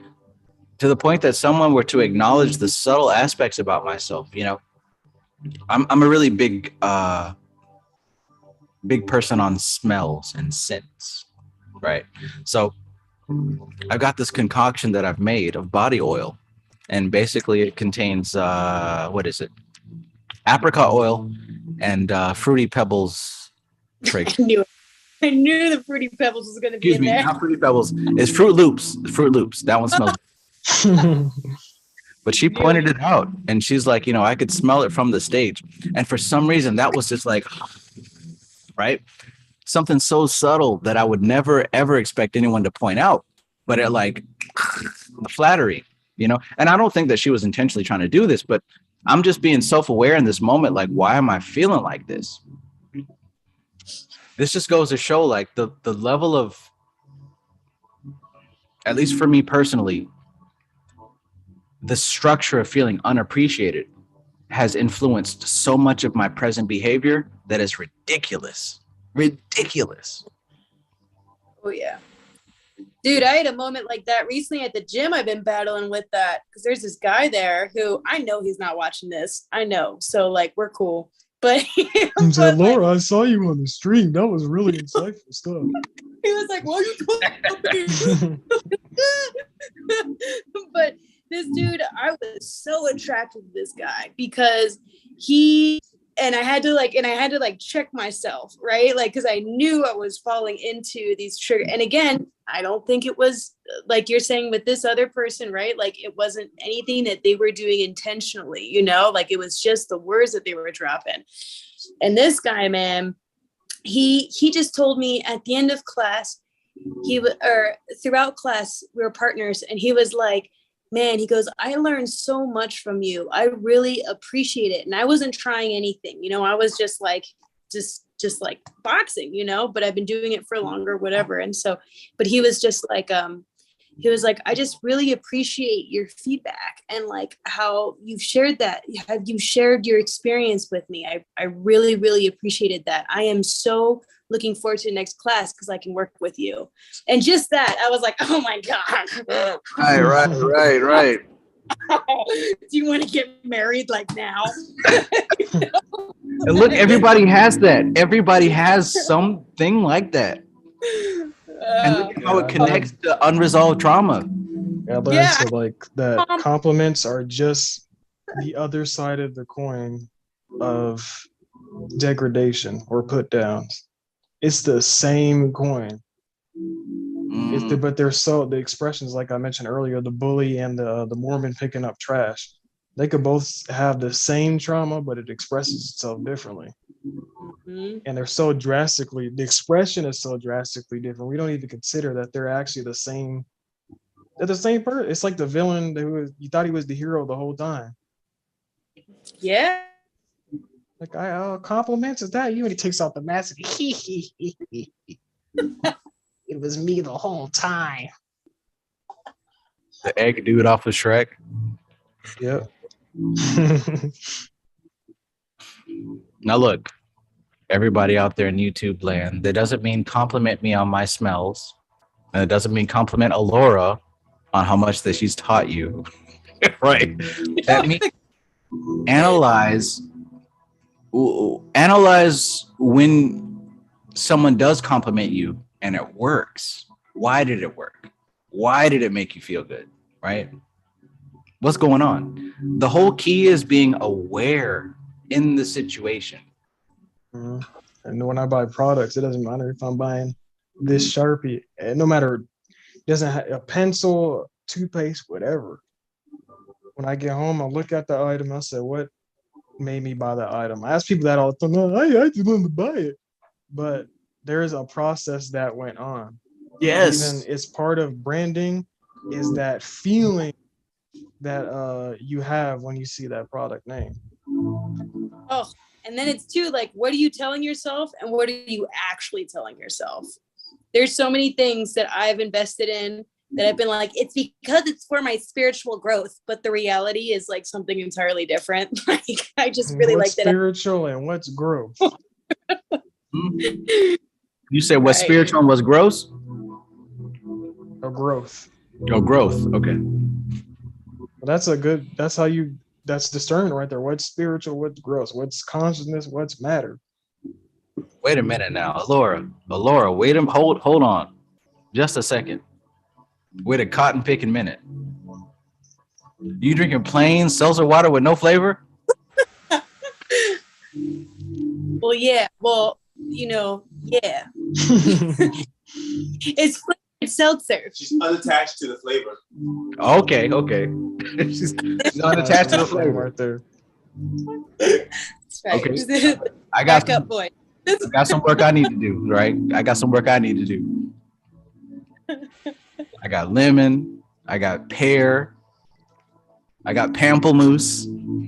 Yeah, I ain't gonna cap. I don't be tasting like, I'll taste the flavor, but I'm like, you could have had this without the flavor. Because the carbonation is so strong. It's like, why did I even choose to get the one with flavor? Yeah. There's one, it's called like Death Drink or something. And it's like carbon. You know what I'm talking about? I don't want to know. That's the thing. That sounds terrible. Well, it's like a seltzer water, but like it has as much seltzer as like a beer would. So it's like super bubbly. Can you make seltzer water more bubbly? And if that's the thing, is it like are you like now drinking a gas? Or no, okay. If you have I had the Soda Stream, and like you're really supposed to hear 3 loud buzzes. And I mean, it's possible. I never tested the limits, but it's possible to do more. I have done more. It's almost undrinkable. Wait a minute, you had the Soda Stream? Yeah. Oh my God! That's from Keurig, right? No, that's from that's Space. from that company. I didn't know the brand or the company, but Oh wait, are you? I'm sorry, you're talking about actual brand. I'm all. Yeah, there's a actual machine that you put your cup under and you put like a little cap inside, and it would. No, that's different. That's a Keurig machine. The Soda Stream would be like it's like a bottle that you twist on. It's like a pillar-ish looking thing, stands out a little bit, and there's this long little white tube that sends from it. At the bottom, you plug it in your little carbon tank. They don't make them as big anymore, but they used to have like giant ones. And then you would get there's a special bottle you screw onto it, put it down, and then you press. It's not electric at all. The Keurig is solely electric, but this one's just pure analog. Bzz, bzz, bzz. But you could you could keep going. Oh. You can't drink it afterwards. It becomes gas. Yeah, it's not fun. There's it's a force. It's a force mixing of gas and a force mixing of apas and a value. It's not meant to be. Okay, thank you everybody in the chat. Correction, it's called liquid death, not death water. Water. Liquid death. And it's like overpriced. Yeah, you can make it, bro. To get yourself a soda stream and have fun. Bed Bath & Beyond has them on deck. So I remember working for Keurig when they came out with their version of it, and it was like really trying to push to customers that you can make sodas at home. And so many people were scamming that company. They couldn't stop it. The same way that this freaking scammer is scamming my account. Listen, if it's IVX777, they got like 33 posts. Come on, y'all. If someone is messaging you and saying, hey, the ancestors gave me a message to give you a reading. You don't even watch Tribe if you believe in that. You know better. Giving it a butt. If it says, hello, dear, or hello, love. Right. Hello, dear. Hello, love. I don't talk like that. Come on now. There have been people scammed already. And I hate to say that, but there have been some people who have been scammed, but don't fall for it. I went to go report it, and it said, like, who are you reporting? And it says me, someone I know, celebrity, and something else. I was like, oh man, he's a celebrity, that pick. And that's why I was like, damn, he needs to get the blue verified. Yeah. Oh, I just did somebody I know. Maybe I should do celebrity. Instagram doesn't. It won't show it. Like it only shows people with the the signature blue check mark. Okay. Yeah, this is like the second time that this scammer has tried to befriend me. And I don't. My apprentice, we have much work to do. Send me $500 and we shall. Look, it's a woman, and I know who I don't know who she is, but I've seen her. I know what she looks like. And if you scroll down, she has like pictures of her when it was her account. Like she's sloppy as hell. Like if you go back to December of 2021, it'll have pictures of her. And even in her Cash App, it's like her name, like amateur. But please don't get scammed by that. I don't know if she's like obsessed or if she does this just on the regular, but this is her side. Somebody got scammed for $11 today, and she's like, "Oh, I thought it was you," and she's asked for how much for a reading, and $11. Come on now, bro. I'm not gonna ask you for no $11. Yeah, the ancestors have a message for you. 11. Come on. Oh, that's so sad. And I don't think you would ever offer a reading either. What is it? That old trial. Yeah. I mean, basically, this channel has been like, you don't need rituals. You know, meditate. Right. There's your reading. Meditate. Like this channel definitely goes around. Then what gets me is she's accumulating followers. Like she's almost. Yeah, it was. I saw 11,000 already. I was like, what? 11.9. If this keeps going, she will pass me. Oh my god! Yeah. I think Trav. I think this is a learning, not a learning experience, but a resurgence. This is the time. You got to go back to Croatia. I've been trying to resist it. Like, oh, Trav doing readings now? Swat the fly down. Can you help me, Trav, with this candle? I don't know what color I should use. Yo, somebody actually asked that at the Master Student Conference. I heard you talking about that. That was amazing. That was amazing. Somebody actually said, "Hey, what color candles?" I understand all that, but what color candle do I need? Yeah. And they were serious? Dead serious. You laugh? I mean, Society EJX was there. Society EJX in the chat. He was there as a witness. man. What candle do I? He was not playing. He wanted to know what candle do I use today. They were like, all right, next question. That ain't manifestation. I don't know what is. Damn. I get all that, Trav, but do I need a red or a black candle? Let me know. All right, I'll do a reading, then we'll know. Your ancestors will tell you. For $11. $11. And I think the person who gave the money probably messed up. There's supposed to be 110 because I can't believe that someone's out here basically took a following, almost matched the followers, and scamming people for $11. You know what? When they hit me up, they were cool with anything. Like I was making offers for I told them that I had a special stash of menstrual blood that I was gonna send them. And they were like, no, like any change, like $20 is good, even 10. And I was like, yeah, I got like menstrual. Like, how about blood sacrifice? That's good enough. And then like I started going off about money and shit like that. And then she just kind of kept messaging about how like any kind of money's good, like money, just money though, any change, anything I got.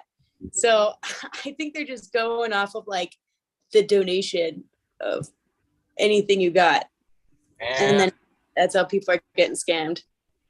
Come on, y'all. Y'all know better than that. Never in my life have I ever asked you for no damn reading.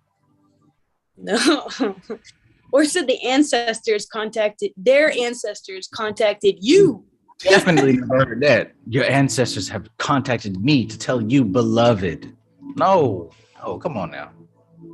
I would come with a little bit more swag than that. A lot more, actually. So you would have gave me the money before I even asked. Oh, you start like smelling like Fruit Loops like a week prior to you. Right. Fruit Loops and Cords. What's that? Yeah. Is that the path working for Trev? A unicorn, the scent of Fruit Loops. Little spider. The sensation of a spider crawling on your skin.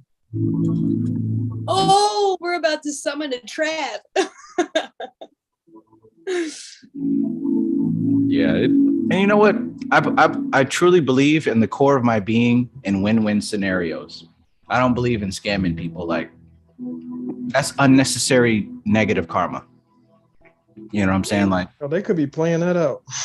They could have got scammed so many times in the past life. We don't like in medieval times. There could have been a scamming competition, and that person didn't know what was going on that day. yeah. Just like lost everything.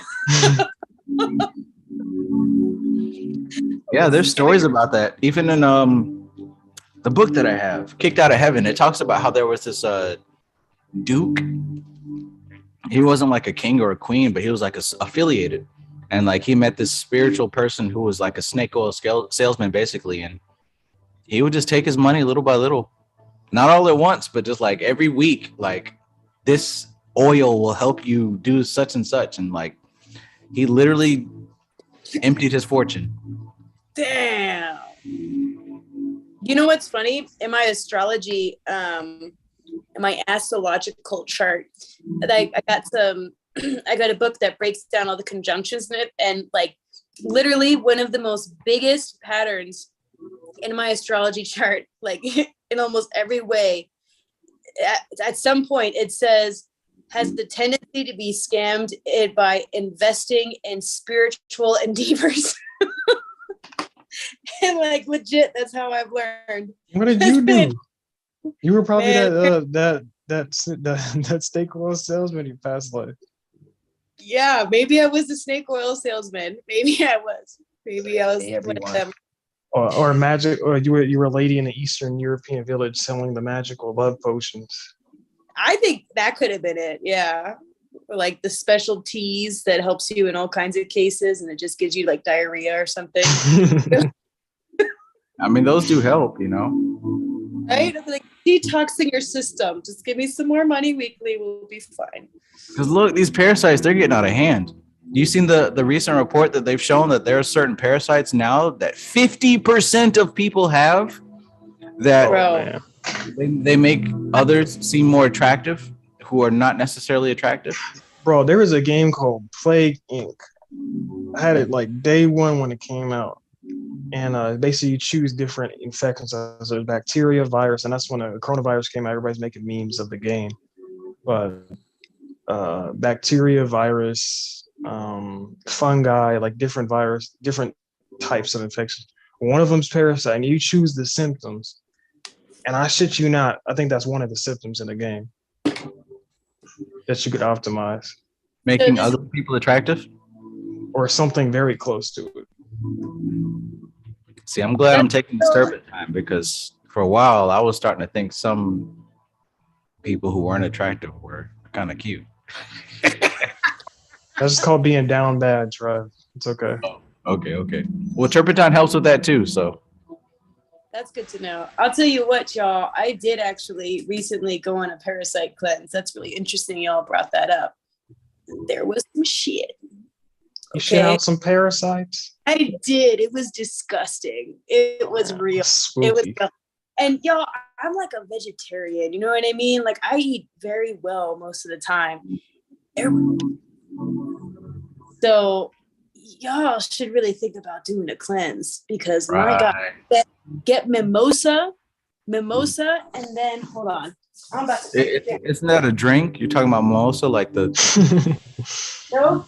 No, I'm talking about Paragard.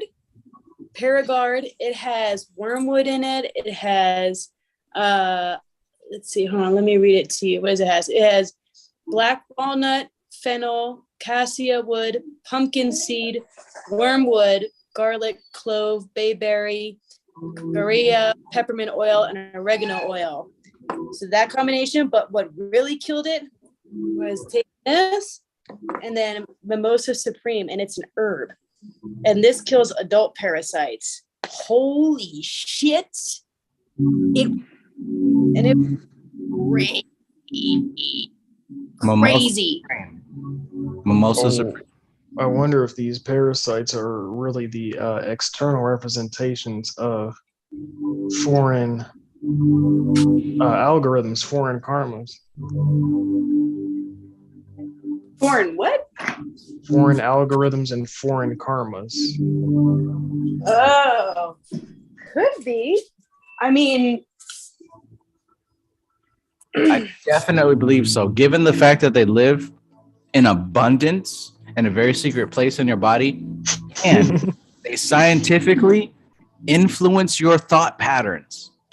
Like not just what I said, but also at the very least, they influence you to go crave sugar and bread.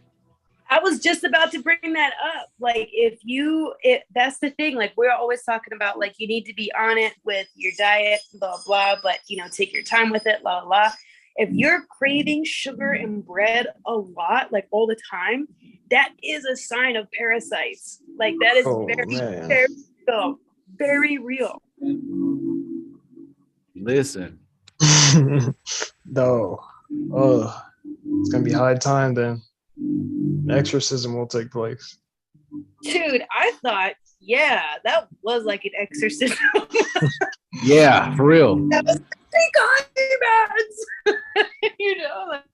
God, it took me to a whole other world, and it made me super tired. Like I had, oh my God, what a process! And I'm still like partially going through it, but I've eased up off of it because I got to the point where like there was nothing else really coming out, so I was like, cool, we're clean, we're good for right now. Were they But dead or alive? I gotta know that. Well, they If kind they were of alive, I gotta full, know. They right? were dead. They were dead when I they was came about out. to say, I was about to light a whole, They'd like, be dead. put some gasoline in my toilet. And after the deed is done, just light a match. The deed. Light a match and just throw it in there. Let it burn for a Yeah. cool minute before closing the lid and flushing it. See, I wouldn't want to ruin my glittery toilet seat. Sorry, Trav, but the glitter's gonna get a little rubbed off. Rubbed off. Gonna go on to something else. So rough. Yeah. No, that might be a good explanation. I mean, I don't know. There's a lot of factors, I'm sure, dealing with why I'm so tired past couple of days, but Could be parasites, dude. Honestly. I've been taking a parasite cleanse too. I was taking one from Dr. Sebi and another one that I found on Amazon. And I If mean, it has black walnut is good. And watch your carb intake, like your bread intake and sugar intake, because No. if you're taking in that stuff, then you could then yeah, it could get bad. Like basically you wouldn't have an effect because they're already eating well, and so they're not going to excrete themselves from your body. excrete. Yeah. And imagine, it's like,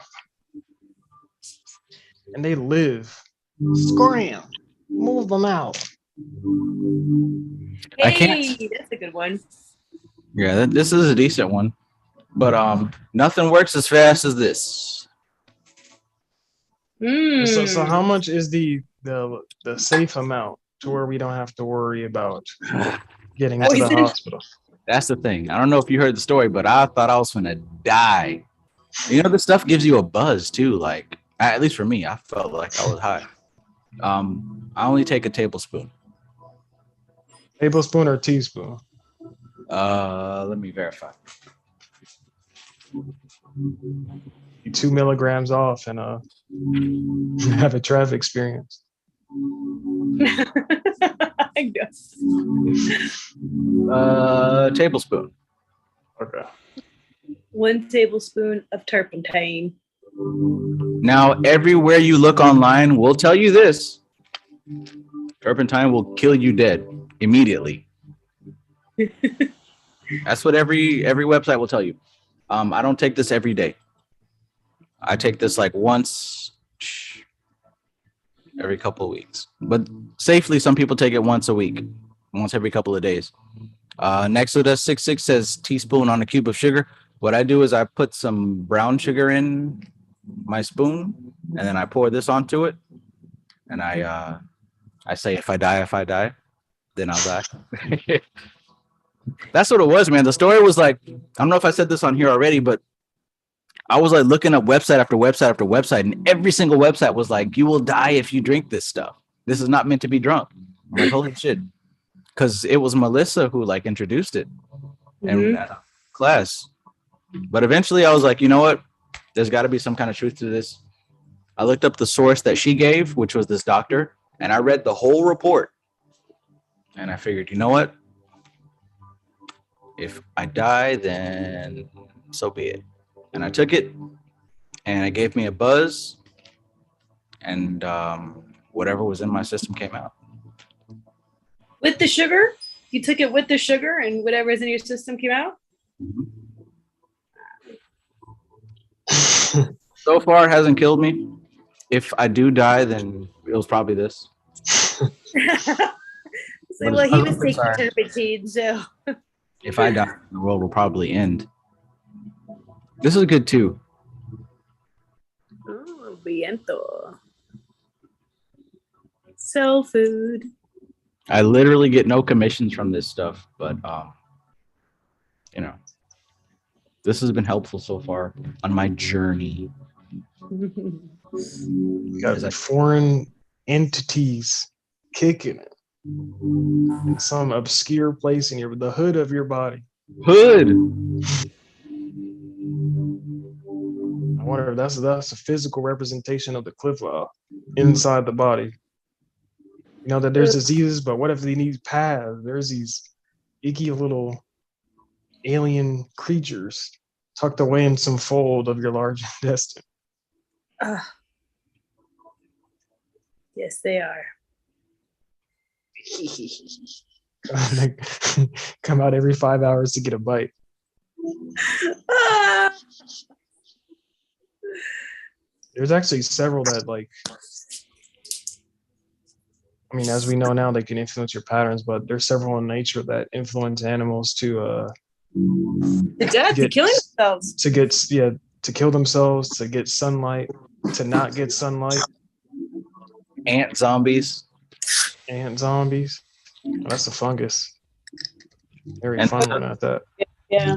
There's other things that I wouldn't mention on my channel because I don't want to get shut down, but I think that there are certain sexual acts that have become very popular due to the fact that more people have parasites in their bowels, and the parasites want to continue to gain new hosts in the easiest way possible. Oh. Literal aliens. I'm sold. It's clipothic entities. You don't need, just eat a lot of bread and sugar, and that's all. You don't need a clip off book. You don't need to draw some blood. You just need to Parasite eat some sugar. Eat some sugar and bread. You got the clip off with you. If that's your thing, hey. The tunnels of Set. You have these entities living there, and they want to get into your tunnels. What's the easiest way to get there, man? Better use your imagination. What's the portal to the clip off? Sugar. Om Klim Kali Kaye Namaha. I hope you're being PG-13, Alora, because it's not sugar.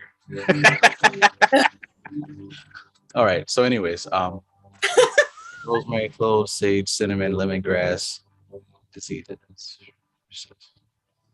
Yeah, you can burn it. You can also, yeah, and that's pretty much most of the ingredients in these pills that I got. Like, you can ingest them too. Just ingest them. Just take it. You know, like spelling it or doing whatever. I remember that's how you would get rid of tapeworms. Y'all remember that? You'd put your you'd boil a pot of water, of milk, and then you just stand over it and you smell it, and then the tapeworm goes. That's how it happens? What? Oh my god, that's it's like I don't know if it's like an old wives' tale or if it's like literally how you do it. But my mom told me that back in the day, they had, when they suspected someone had tapeworms, they would fast. They'd make it fast for like a week or so, and then they would hold their head over a pot of boiling milk. The tapeworm would like smell it as the person would just like stand there and be like, ah, and then it would come out. oh my god, bro, that's literally, oh my god, Star Wars Day. That's literally a Clone Wars episode of a certain species like to mind control people. They would have these little parasites, and there's always like a funny meme clip of like Obi-Wan standing there nonchalantly, and Anakin's like, "We gotta go save her," and he's like, "No, I want to see if it's gonna go through her mouth or through her nose." And where like whenever they got like it got too cold and the worms would come out their mouth or nose. Oh, well, we know where that came from then. You got me thinking like Rogue Titan now. See, Rogue Titan would be big into what's it called with Uncle Setneck. Psionic. Oh, we don't say his name. Capital C. We don't say that name. We don't. Okay. He was on that vibe, and if everyone has parasites in them, which are supposedly simple single-celled organisms, they should be pretty easy to influence, right? New experiments. Oh, that's like elemental sorcery. Yeah. Don't work with the person, work with the elemental.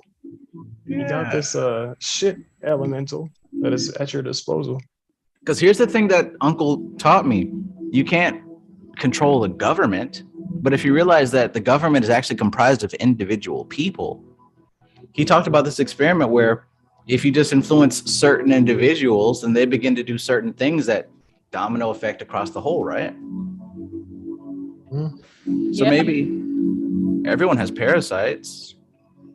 And those parasites aren't as strong as the individual mind. However, the parasites know how to make the individual mind move. These are things I probably shouldn't say out loud on a live stream. Maybe you can create a system of reward for the parasites when they assist you in thinking a particular pattern.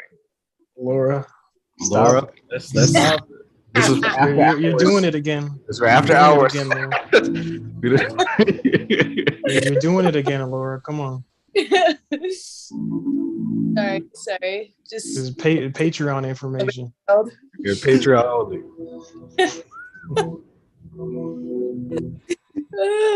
You're on thin ice, Laura. You're on thin ice.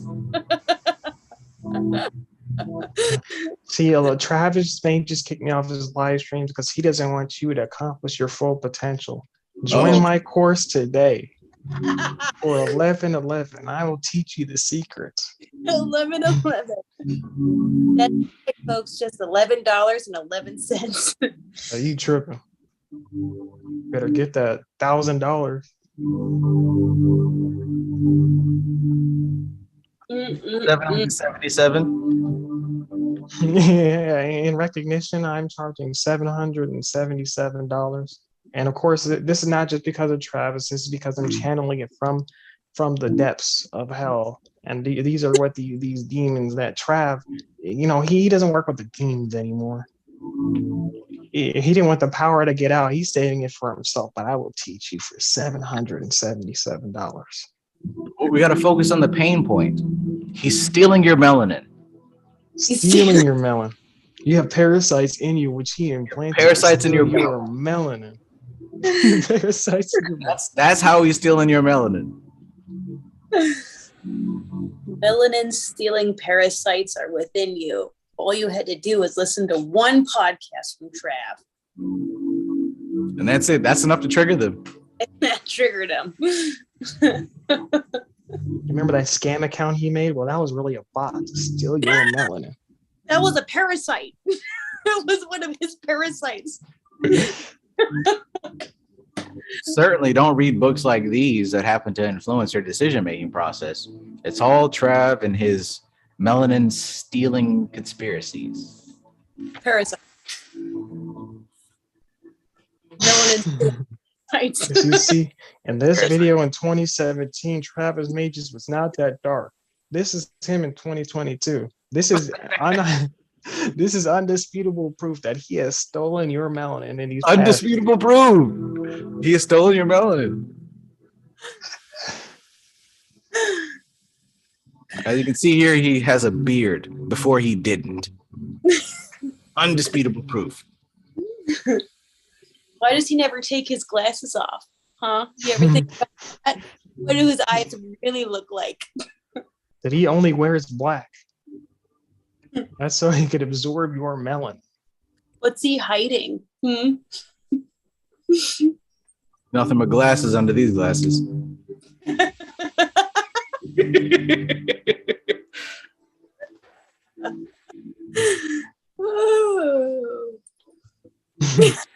Is that how you get him at the club?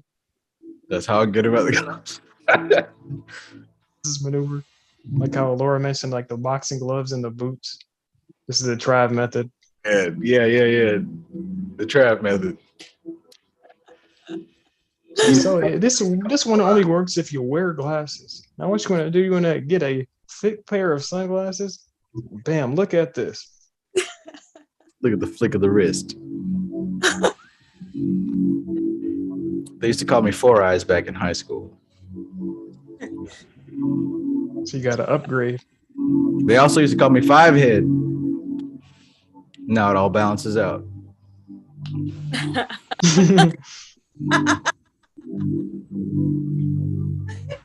You 5 head.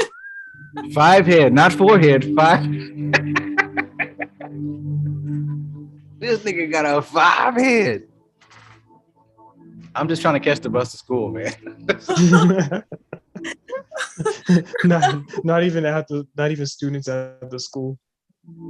Yeah. Like people just at the bus stop. Own adult, parents of the children. If it makes you tell you better. I used to have dreadlocks when I was a kid, and they used to call them shit locks. Shit logs. Yeah, you'd be like, "Yo, shit locks." Like, Okay, you want to tell them? Just rude. yeah, man. But you know what? That also shows like how early that trauma starts to manifest itself. Very. What makes a person want to reach out and hurt somebody else? Oh my A healthy God. person doesn't do that. Same thing that motivates someone to reach out and help someone. Oh. Man, and this is where you get that early birth of the savior complex too, right? And of all these other remedies that we have when we're in that kind of survival mode. Like that's been a big part of my shadow work and stuff, has been like that savior, the savior archetype that I keep trying, that I keep enacting in all my situations. Cause like for me, like bullying it started in elementary school and it just continued all throughout high school until I left. Like I literally dropped out of school because the bullying was so bad. Oh no. Right. But then throughout that whole time, I was like, oh, I can identify with the people who've gone through a whole bunch of shit. Let me help them, because it's not like I'm going to get any lower in this. Like we're all going to be losers together. That's cool. We could stick up for one another. And then since then, that archetype has played its role over and over and over and over again. So it's like that. I mean, and that started in elementary school. Probably even earlier if I get even deeper into it. But like you're right. Like when we think about like how early these things happen, we know these events took place. We know that they affected us, but on what level and how many situations are we continuously playing them out? I would even go as far as to say like the first 10 years, that's the hotspot zone. If you don't know where to start for your shadow work, drop an anchor in the first 10 years. Well, recently I had like some, I can't remember what it was particular, but I was very perplexed that I thought I'd like, there's always the remarks, I thought I forgot it, but I literally thought I forgot that. Oh, I wasn't even, this is,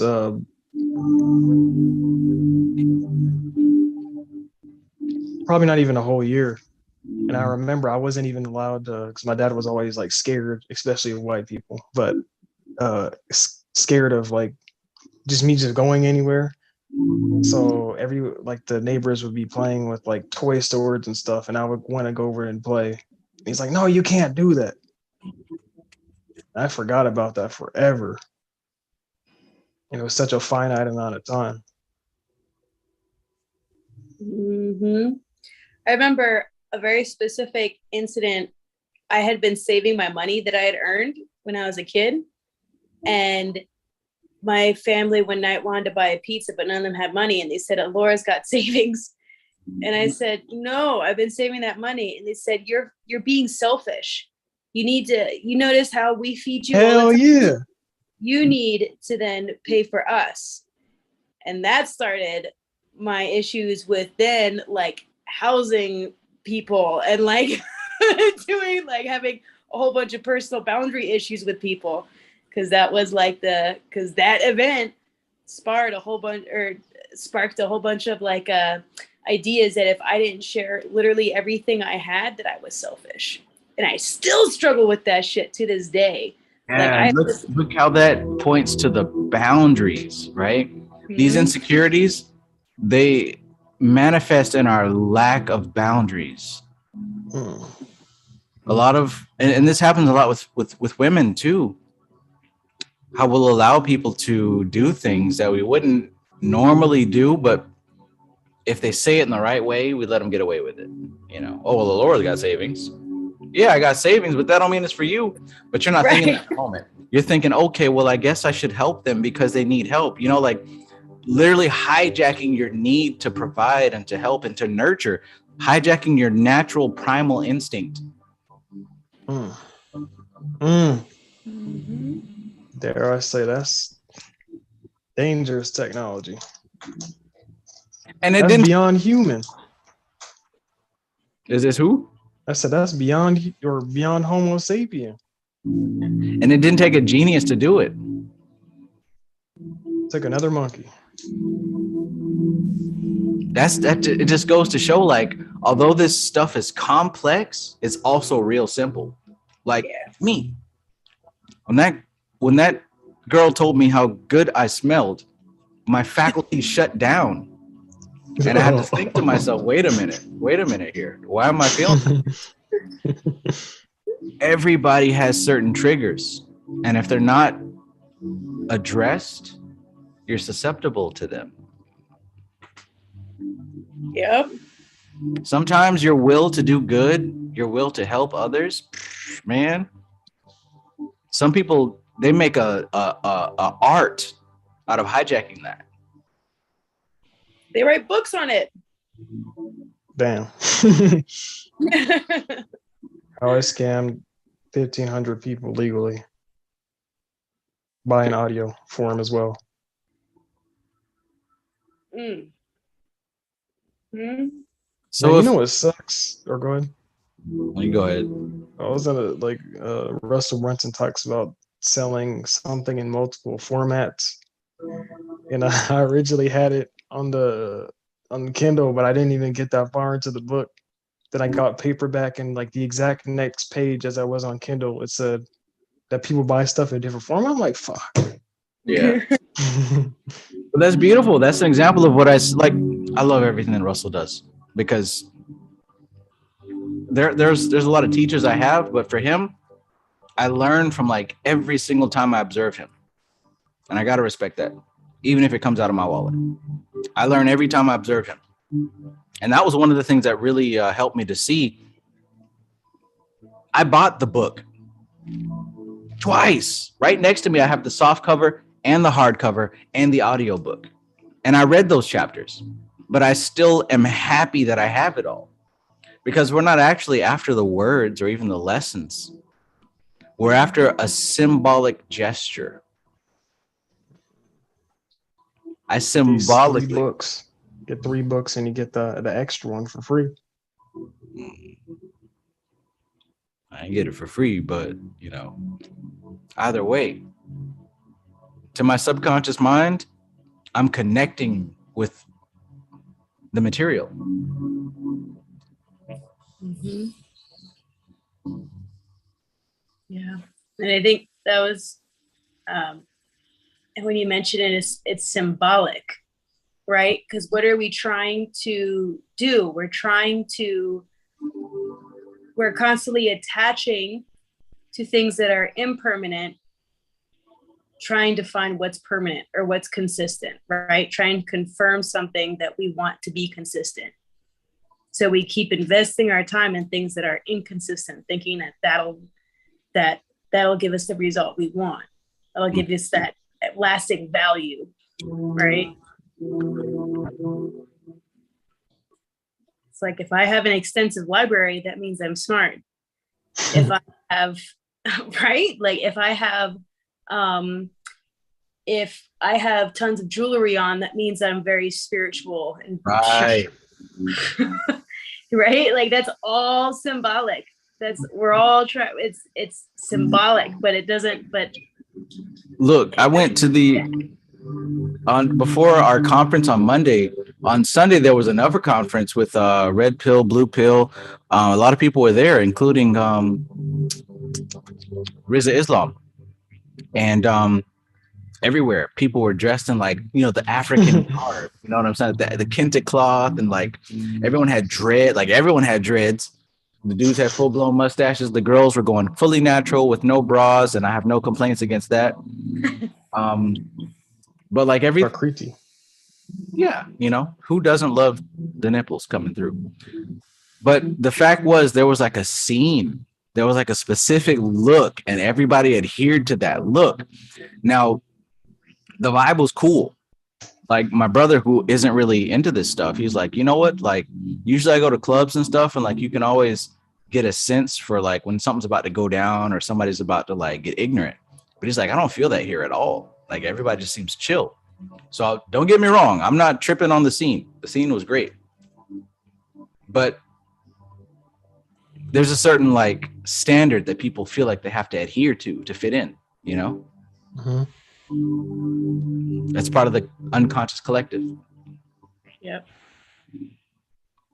Or even Joseph Campbell's version of the lower right-hand path is basically the community.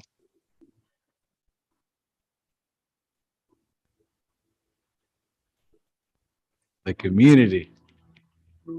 Or do it for the culture. It's for the culture. For the culture.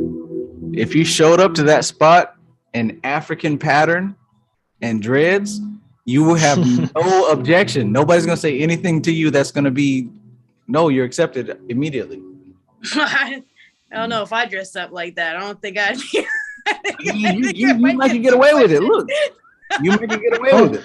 No one would notice Right, if you like, didn't oh, make she's a a little if you didn't idiot. make a point off it. Like if you just, it's like how professional thieves, like they take on the mindset of they already bought the item or they already own the item. If you were just walking there like with the mindset, hey, I'm black, these African garbs, like no one would, I don't think anybody would have questioned it unless you said something. Right. You got to understand, man, the collective unconscious, it's a powerful ally. I learned a long time ago, if you just look the part, you are the part. I don't know if it was from the movie Catch Me If You Can or whatever else, but there was a I forget it was, oh yeah, it was a comedy show called My Name Is Earl, and there was a dude, he had like a dumb brother, and then he said, oh, you know, you live off me, blah blah. So the brother went and bought a suit, and he just like he didn't get a job he was looking for, and then but there were some random guys in suits. He's like, let's just go follow them. And that day he just got a job. He went to like this high class club. Like no one questioned who he was just because he had the suit on. And I know someone in New York right now. I was like, bro, you should just wear a suit on Saturdays and go down Wall Street and see if you get like a job. You get paid to do nothing. You know, I actually that's something that I do very intentionally for my work. Like so I do, you know, donation based massage, starting my own business, you know, that kind of thing. And I have a very intentional wardrobe for it. I have shirts that's true. I have shirts that like cover my shoulders, right? And don't expose anything, but are loose. And then I wear leggings underneath. And so it gives like a feminine vibe to it, right? Like female. And you can tell that like, I'm not like trying to hide my figure, but it's still conservative. And so it gives this healer type atmosphere to like what I present when I give a massage, that very earthy. I make sure I choose earthy tones, like, and it puts like literally everyone at ease. And they're just like, oh yeah, okay, it's Alora the healer now. That kind of thing. Oh shit, you just turned to a Sith, bro. For me, if I were running massages, I'll just come in the room. Yes. Now lie on your stomach. Sith massage. Sith massage. Bro. See, that would make me uncomfortable. I would. That's the point. I would do that. You ain't comfortable with Palpatine on screen. You scared. Yeah, dude, I would be freaked out. I'd be like, what the fuck are you gonna do with that lightsaber, bro? Just relax. Next year's celebration, you got to go there and just have a sign that says Sith massage. Hotel room 209. Unlimited pleasure. Unlimited. You know the dark secrets of massage therapy. Sith massage. Alora, that's your niche. Sith massage. Nobody's doing that. Oh, that's true. Yeah, but there's a reason why. Feel the power of the dark side. I don't even want to imagine what kind of clients that would bring in, you know? Oh, God. Yeah, that would, yeah. Oh, it's bad That's enough what to we're not doing it it. alone. Like, oh my God. And they call it shadow massage or something. Shadow work massage. Shadow Shadow work massage. I'm gonna massage your Oh. shadow, not you. Let me Interesting, massage. though. Legit, that could be a thing. Like, it's so interesting you brought that up. I just had a massage client and I was playing, so I always play binaural beats when I'm doing the massage, right? And I was on 432 hertz and he guessed it immediately. He was like, is this 432 hertz? And I was like, yeah, how'd you know? And he goes, I always go into astral whenever it's 432 hertz. I'm like, damn, bro. I was like, well, rock on, enjoy your massage.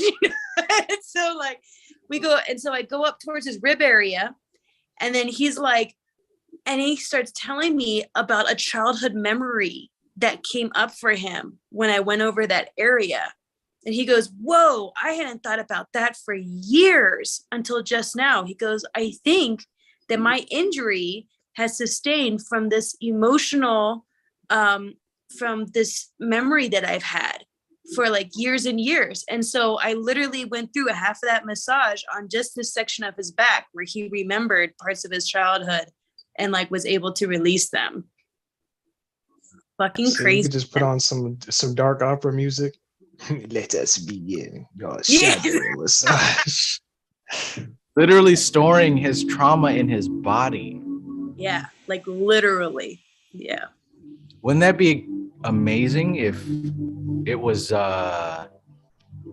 proven that we stored our different traumatic experiences in physical locations? And I'm pretty sure. I haven't seen it. I've seen someone die off that. Yeah, I mean, I think it is pretty much verified that happens, because you can even just do it from the way how someone walks. Like in school, we were doing profiling, but it was based off of people's like stances and how they would walk. And we would get to the nitty gritty, right? Like, okay, the left shoulder is higher than the right, that kind of thing. But we would relate it to something that someone might be holding tension in.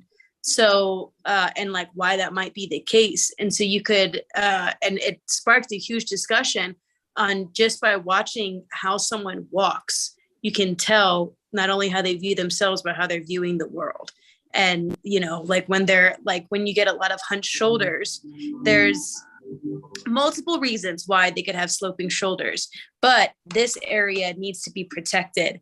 And like, man, 90% of my dudes who have the shoulders forward like this, when I get to their chest area and start opening up their pecs, they start going in about whether it's violent stories or things that they've survived.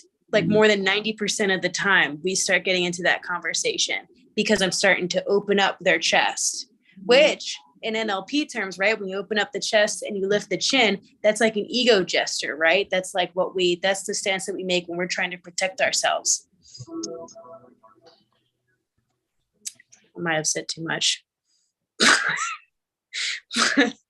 No, that's good information. That's good information. Allow me to overshare. So one of my favorite teachers, David Snyder, talks about how we've got this field that we project around ourselves. We've all seen the image of the toroidal field, right? Well, teacher, is this what's in the inner light activation system? Oh, yeah, you're right. Let's dilute it just a little bit.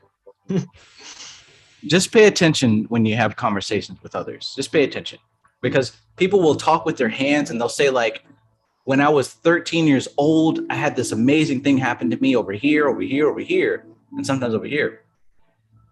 What's actually going on is that it's almost as if we have a computer screen in front of us, and we literally store those memories and we're accessing them as we reach out with our hands.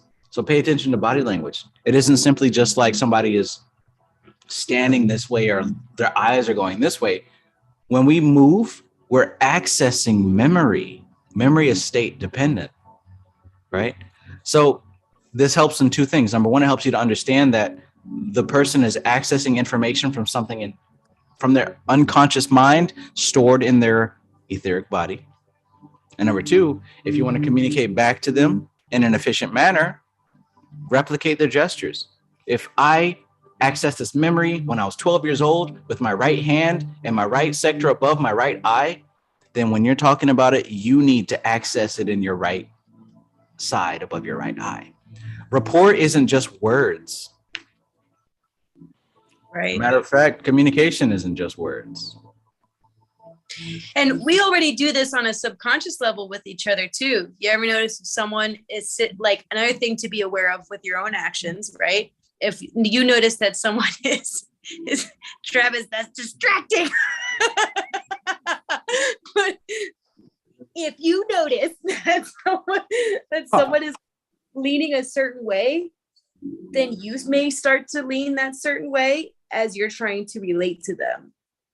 Yeah, So, that was a big piece in a Bandler book. I'll say that, where he gets a catatonic patient. You know, when those people just don't move, they're stuck in a stasis. So he mimics their breathing rate and whatnot, down to the T for like 13 minutes. Then he starts to change his breathing rate, and it's changing the other person's. It's okay, I got him. And then a few minutes later, like, ah! And then the person will get scared out of stasis. I can totally see him doing that. See, I like that kind of thing. That's why I really like Bander and the purple guy. You know the purple guy, right? I don't know the purple guy. What is this? More secrets? Bandler's teachers. Bandler's teachers. The purple guy. Professor X? Yeah. Oh, okay. Professor E. But anyways, one of the most important things that I learned from him was that everybody's not easy to communicate with clearly. Some people are more stubborn and resistant than others. So what he says, what I like to study are how to overcome the stubborn folks, because the easy folks are easy. It's easy. Yeah. But the stubborn folks, that's what the fun is. To the degree that a person is resistant is the degree that you have to be indirect. So that would make sense for him to match his breathing rate and then randomly break the state, right? Cognitive dissonance, because that's indirect. He didn't expect that. And that will force him to behave naturally. Mm-hmm. But if you have Cashvertising, the book that I showed recently, if you look on page 54, he talks about the same thing. On page 54, he talks about there's direct marketing and indirect marketing. Direct marketing says, hey, you've got a problem. This is the solution. Indirect marketing says, hey, people have this problem and people typically use the solution and it always works. Like what we talked about hours ago, monkey see, monkey do. We identify with what we see, especially if they look like us.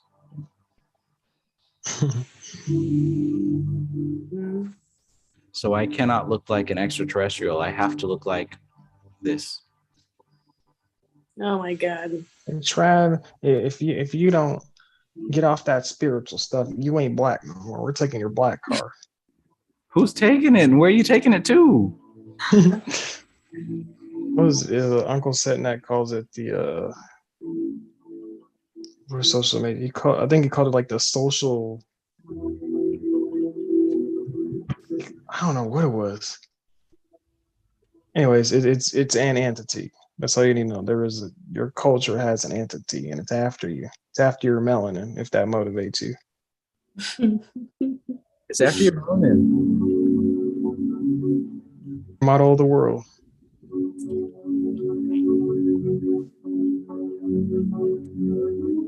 Is culture that important to you? If it's stealing your melanin, isn't your melanin more important? And question on what you identify with. Page 54. Principle number 9, the elaboration likelihood model. Adjust their attitude. It's quite a mouthful, isn't it? Don't fret. We touched on this earlier, so now let's dig in. The elaboration likelihood model, or ELM, suggests that there are 2 routes to attitude change: the central route and the peripheral route. He learned that from Dr. E. Here's the difference. The central route, persuading using logic, reasoning, and deep thinking. Hey, everybody, the soul is different from matter. The peripheral route, persuading using the association of pleasant thoughts and positive images or cues.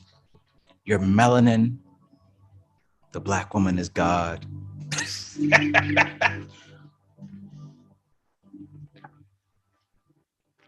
Which method should you use? That depends on your product.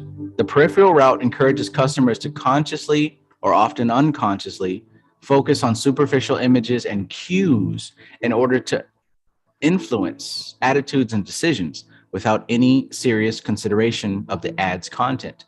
By contrast, the central route encourages your audience to really think about it, to consider the ad's issues and arguments before reaching any decision, especially making a purchase. So the thing we have to really consider is that there are a small group of people who are logical and who are going to think it through and make it make sense. I said that's a 20% small percentage of folks. Small. The other percentage, the 80%, they want to feel good. Hey man, those are some awfully nice shoes you got there. Thanks, man. Hey, what are you selling? Oh, I'm Right. glad you asked. Right. There used to be a seller technique that I used to work for these Israelis at this mall that we have over here at one of those kiosks where they would be like, wait, please come look at me, buy this product. And one of my friends, that boy, ooh, he was slick with it. He would go up to only like the ladies who looked like they were like middle-aged and possibly single. And he was selling a hand cream, right? And he'd be like, excuse me, ma'am, you dropped something. And he was like kind of a handsome guy, you know? And he'd be like, excuse me, ma'am, you dropped something. Wait, it's over here. And then as he'd be like, oh, wait, you didn't drop anything. I'm sorry. And he would take her hand and go, oh, your hands are really smooth. Wow, they're beautiful. And then she'd be like, oh, thanks. And next thing you know, he'd have a sale. And he'd be like, you see, Alora, this is how you do that. I'm like, okay, great. He's going to do that to everyone, trying to feel their hands. But those are some really smooth hands you got there. Yeah. Well, you have really smooth hands right there. Look at that. So compliments, flattery, like it isn't just about making somebody feel good or trying to like sneak something out of them. Compliments and flattery put you into a state. They put you in a state that you're not used to being in. When that girl hit me, I could smell you from the stage. It put me in a state, right? Yeah, she could smell me from a stage. This is what I'm saying. Like, we have to consciously be aware of our triggers, positive and negative, because when they're hit, they put you into a state. Yep. Man, when I got my black eye, the guy at the gym, he was like the same dude, right? Who I was already like, oh, watch this one, you know? He was like, it looks good on you. And any person who was like a domestic victim, right? Abuse victim would be like, oh my God, that's horrible, you know? But for someone who's a fighter, I'm like, oh, thank you. Like, it's all about context, right? But I had to like check myself there too. I was like, gosh darn, like I need to chill on this. What is this? Because, you know, everyone else in the class was like, oh, Laura missed a guard, you know? Like, she didn't put her hand up quick enough. But this guy looked good, you know? Oh, that's great. I survived it. I still look good afterwards. That means things are great.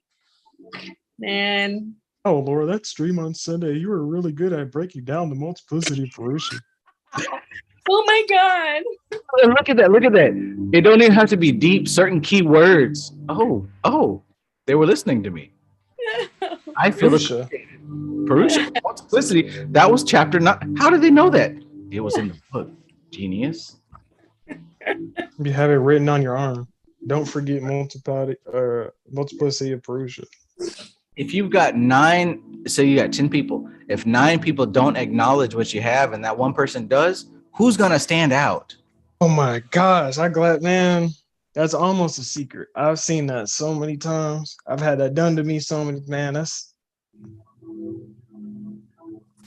unspoken We're sauce. all susceptible to it. Like I felt that shit. I felt it, and it felt good. Even though I knew what I was succumbing to, it still felt good because we have to understand we're dealing with layers of the self. There's an intellectual self, and there's an emotional self. And my emotional self was, whoa, I have not been appreciated in a very long time. This feels amazing. My intellectual self was, this is NLP. Stand back. NLP equals get away. Right. Mm-hmm. But emotional body was like, no, let us enjoy this even more. We're just gonna bask in this moment for a little bit.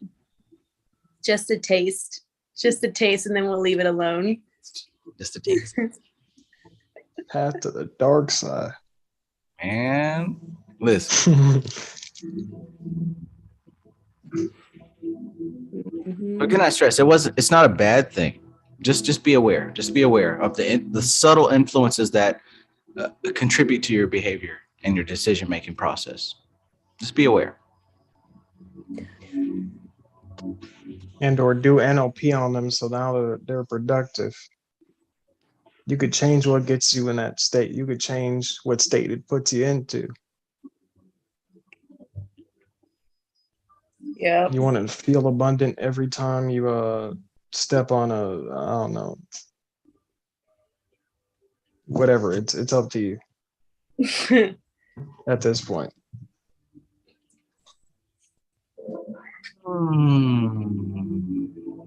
I started getting abundance when I started serving others without the expectations of money.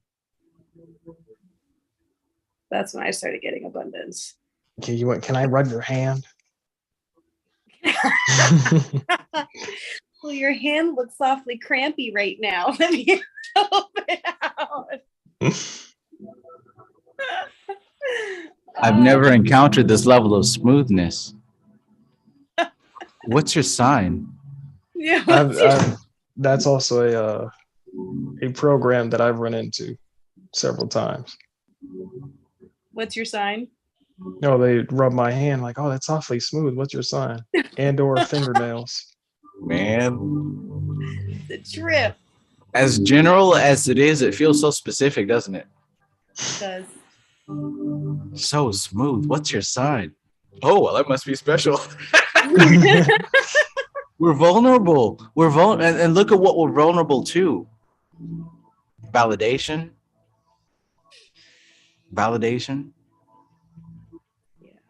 Somebody appreciates me.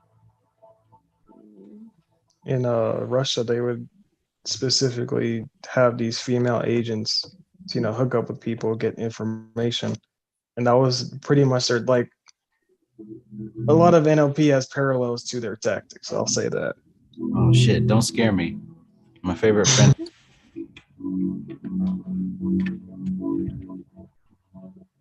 Constantly accusing her of being a Russian spy. Well, not anymore. What was the I don't remember what book that was. It was an NLP book, but someone was talking about this may have been Michael Hall, maybe, where someone was talking about a pastor and he didn't really say anything special. Like, all the women remember positive experiences with them, but all he would say is, wow, that is a baby, isn't it?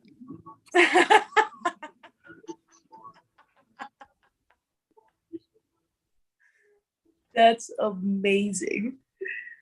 Man. With all this, for anyone who is paying attention to the subtle nuances here, please understand that no matter how advanced and complex you think you are,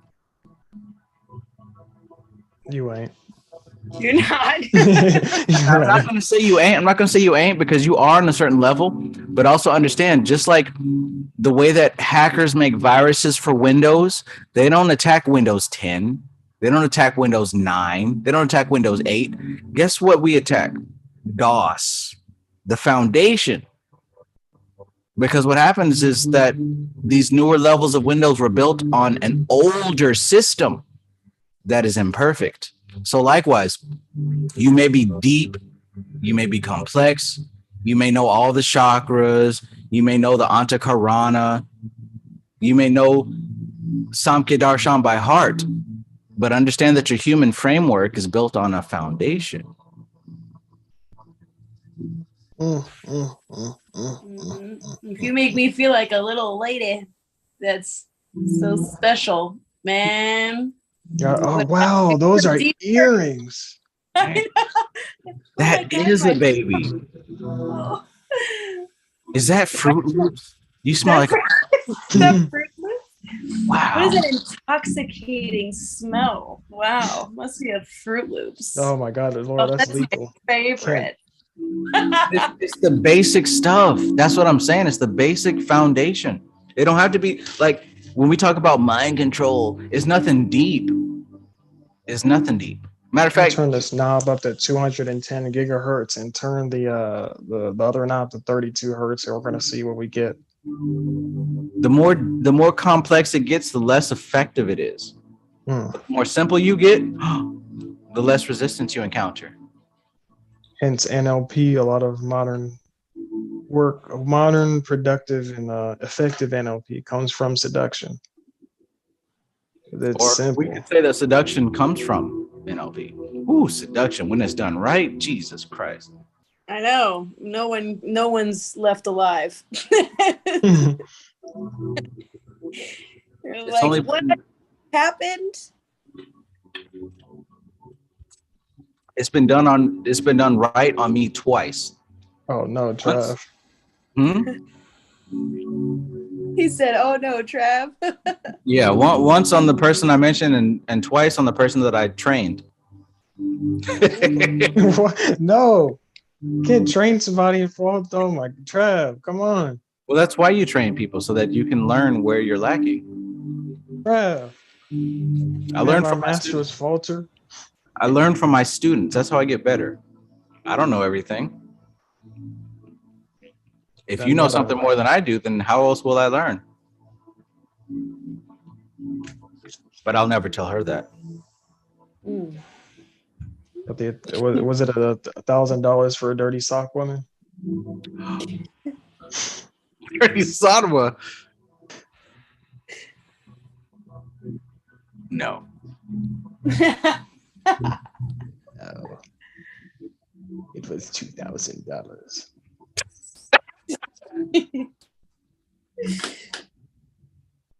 I mean, you can do that, or you can pay $2,000 for a Sith massage. Shadow massage. Remember, you have to reframe it and charge way more. Inner shadow child massage. Inner shadow child massage. This is getting weirder the more we. Yeah, I don't know if I like that one. People are like, oh, what's this? What's this inner child shadow massage? Well, if you pay me, you can find out. I need like a recording of you doing that voice, Maestro, and then me just like lip it. You know what I mean? How like lip sync? I'll just like. Yeah, I could teach you the ropes of mastering voices. I've only got a few, but Palpatine is a very beginner one. Welcome to the dark side. Welcome to the dark side, young one. Are you ready for your Sith massage? But what I'm saying here is that it's all about the fundamentals. Like literally everybody is susceptible to influence. Everybody. Like nobody's exempt from it. I don't care who you think you are. I can find a way and show you the exact way that you've been influenced. I'm influenced. Like it's inevitable. Mm-hmm. The way that you are able to neutralize the effects of the outside world is by going within to the fundamentals of the self. The more that you adhere to the understanding of the fundamentals of the self, that's how you resist any external influence, if you so choose. Because sometimes external influence is good, sometimes it's negative. But you won't know if you don't have a central motivating factor, if you don't have a value system in place. Right. Most people don't have a value system in place. They just do what feels good. Well, like they say with in Samkhya, right? They're all trying to find Purusha in Prakriti. They're trying to say that like Prakriti has this consciousness, right? Yeah. External factors. Oh, God is against me. Mhm. Like, man, that's not the fuck. That's Prakriti. Like, that's nature. Nature doesn't have consciousness. Nature just moves. Right. Right. Yeah. Exactly. Nature jiggles. Nature jiggles. Jiggles and percolates. Like Jiggles it's a like very, it's a crude scenario, but like Purusha Prakriti, we're looking at a dude sitting in a chair and he can't touch, and the stripper doing everything in front of him. Purusha Prakriti, Shiva Shakti. Mm-hmm. And then Gets once he caught up. what she is, then the dance stops. Right. Once he realizes what's actually happening, the dance stops.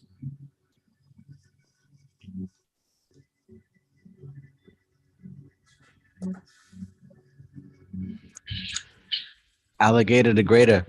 Peace, peace. Alligator says, okay, Trav, confirmation that the NLP class is imperative. Imperative. Ooh, Master, stop.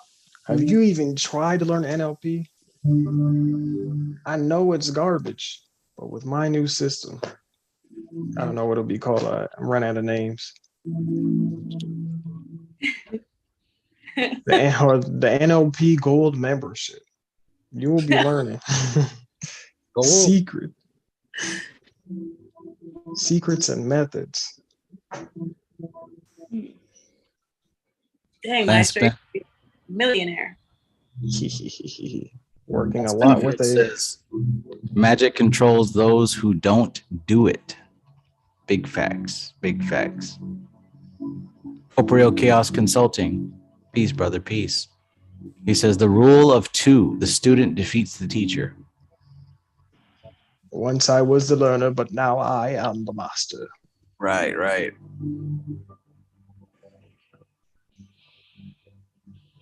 Anubis says, I try to be the purple guy and understand everything. That's an archetype. We all try to be archetype.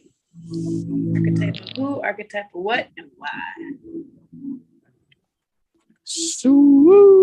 I do think NLP is definitely, I think if we're going to be going deep into shadow work, we probably should really be incorporating NLP, because we've been incorporating it throughout all these talks, you know, but like real work gets done when you can actually get to those subtleties of, wow, I just said this to relate to this person in this way, you know, or like, oh man, I just made this gesture because I saw them do it in a movie. What the fuck? You know, like when you become that aware, NLP helps you become aware of that and then change it. And or solidify it. You can copy a whole movie personality and get stuck for the better. I think I was 10, where you couldn't convince me otherwise. I was Captain Jack Sparrow, and everybody knew it. 10. He was Captain Jack Sparrow. Whereas nothing me taking me, I don't even remember what took me out of it. Deep. That's a lot cooler than what I thought I was, man. When I was a kid, I literally, this lasted up until maybe I was like 6. I wanted to be 101 Dalmatians. Like I wanted to be the dogs. I was like so into it. Man, in 1996, I wish that my parents were the people in Jurassic Park. It was real. I used to induce dreams about that, being raised in Jurassic Park. Hey man, that's one of the techniques I did on myself, where I made my fictional parents. You gotta replace other memories. I didn't really have fictional parents. I always played characters that didn't have parents, like they were already just kind of like raised by a community or something. So like every Disney character. Yeah, right. Like the parents are like the background characters, like they don't really matter, kind of thing. I was like, but I remember two characters that I played a lot as a kid that I convinced myself One was Red Leaf, and she was a little Indian girl who like had superpowers and could like talk to like fairies. And then the second one, I don't remember her name, but whenever she'd get mad, she'd turn into like this leopard princess. And she would like take care of all of her enemies. And I used to have a trampoline, and I would jump on the trampoline, and I would like make up like full on war by myself, like on the trampoline, like you know, like, whole thing. And I remember the last day I ever did that. I remember how old I was. I had to be like 9 or 10. But I looked over, and the next door neighbor who had been raking leaves was just looking at me. And I don't know how long he had been there. He had just been staring, and I was like, oh my God, like he just saw all of this. I can never expose it again. Then I So now you're in your room every night. right. Power. For sure. So, but you could program. I'm getting into I don't have the book near me, but you could program an entire personality. This breaks down all that a personality can be. You could break down an entire personality, detailed, and then put yourself under that heavy of an illusion. Mm-hmm. And I think those two archetypes still play out in my everyday life. Like, you know, like I train martial arts and do combative things, you know, like I play the role of that warrior of like the kind of thing. When I was younger, I used to get myself involved in that, mixed in with the savior complex and all that, right? But like in really bad groups of people where I would have to fight, you know, and rely on that anger, which I think further added to the issues with the boundaries, you know, like just constantly playing out these characters, trying to power up or level them up kind of thing. So I think that when we're kids, when we play these imaginary games or whatever, like that is a very real, we are programming something that's going to last throughout our lives, that we're only going to be aware of how they play out once we dive deep into that shadow work, into like what role we have been playing. And it's not just what we want. There's something in us already that is magnetized to those things. Yeah. At the chat right here, Society Eject says, LOL, when I was Superman from the age 9 to 13, right? Smooth Shit Eye says, I wish I was the boy from the Blank Check movie. Do y'all remember Blank Check? Mm-mm. No, I haven't seen it. Yeah, that's old school. There was a kid who got a blank check from like this billionaire CEO, and he literally could do what he wanted because he had all this money. Right? I was there too. Society Eject says, my mom and dad had to board my window up, LOL, because I kept trying to jump out the window believing I could fly. The real story. Shit. How would that happen? Lance Benefield said, I had a dream one time that I was a toy in this young girl's toy box. I was conscious of escaping but couldn't move. What kind of toy, my friend? What kind of toy? Because I think we have a shared dream. I had a dream I was Dr. Doom on my night shelf. Hell yeah. Yeah. I also had the dream that my toys came alive before, and that was I think that's when I peeled off of toys after that, because that was deeply disturbing. Do you guys remember the Indian in the cupboard? Absolutely. That I used to look for those people all the time. See, this is powerful, because if you have this book, Meeting the Shadow, there's a whole chapter here on how we project our shadow into our fantasies, and we pretend to be these things that we aren't, and in a way that helps us to release a lot of stress and trauma. I mean, don't fantasies do that for us anyways? Mm-hmm. We like to like pretend and fantasize and dream. And although we know it's not going to happen, the fantasy alone is enough to kind of relieve a lot of our stress. That's a part of shadow work. Mm. I wonder if you could break down the resistance in your physical reality to bridge your fantasy.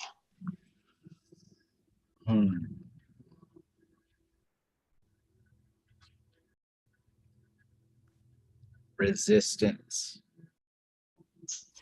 Resistance is something that I study. Why do people resist what they resist? What constitutes the fact of resistance? Trav, you need to find someone who teaches Ely Chin near you. To teach what? It's Ely Chin. I'll have to look up how, like, the actual letters, like how they look, because it's a different wording system. But it's a martial art that's based on, like, it's one of those where the person attacks and you just kind of, and it's largely occult based, like internal based, but it's one of the more renowned ones. And it deals with like you're fighting an opponent and they inherently have resistances, but you like you break down the resistance, yet you do nothing at the same time. You're more like, okay, you punch me and I just like squat or something and you'll fall over. Yeah, that's But very. there is a lot of in the higher ranks. There's a lot more occult or more occults. I get a more occult side to it. Yeah, because by default, we're dealing with some very subtle maneuvers here.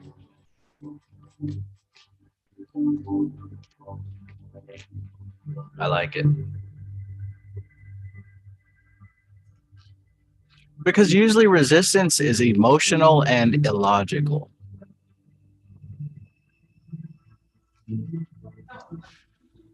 Which means. Entirely. Hmm? I said entirely.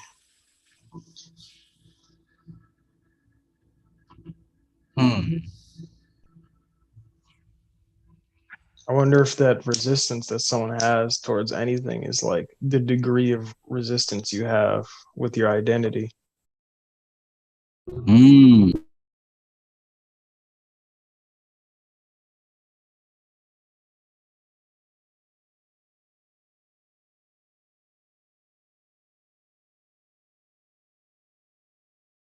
Oh man, another Allura appeared. What'd you do with the last Allura?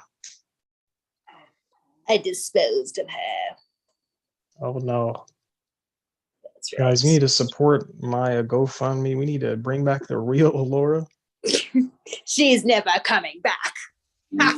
This Allura is trying to steal melanin. That's right. Oh shit. Good switch out. Tried to expose Trav. That's right. I got another gold mine. Something I definitely gotta. Hold up. I didn't even get the title of that last one because I was too. Oh my god, to Trav. Fuck it. I'm gonna get a replay. I don't care.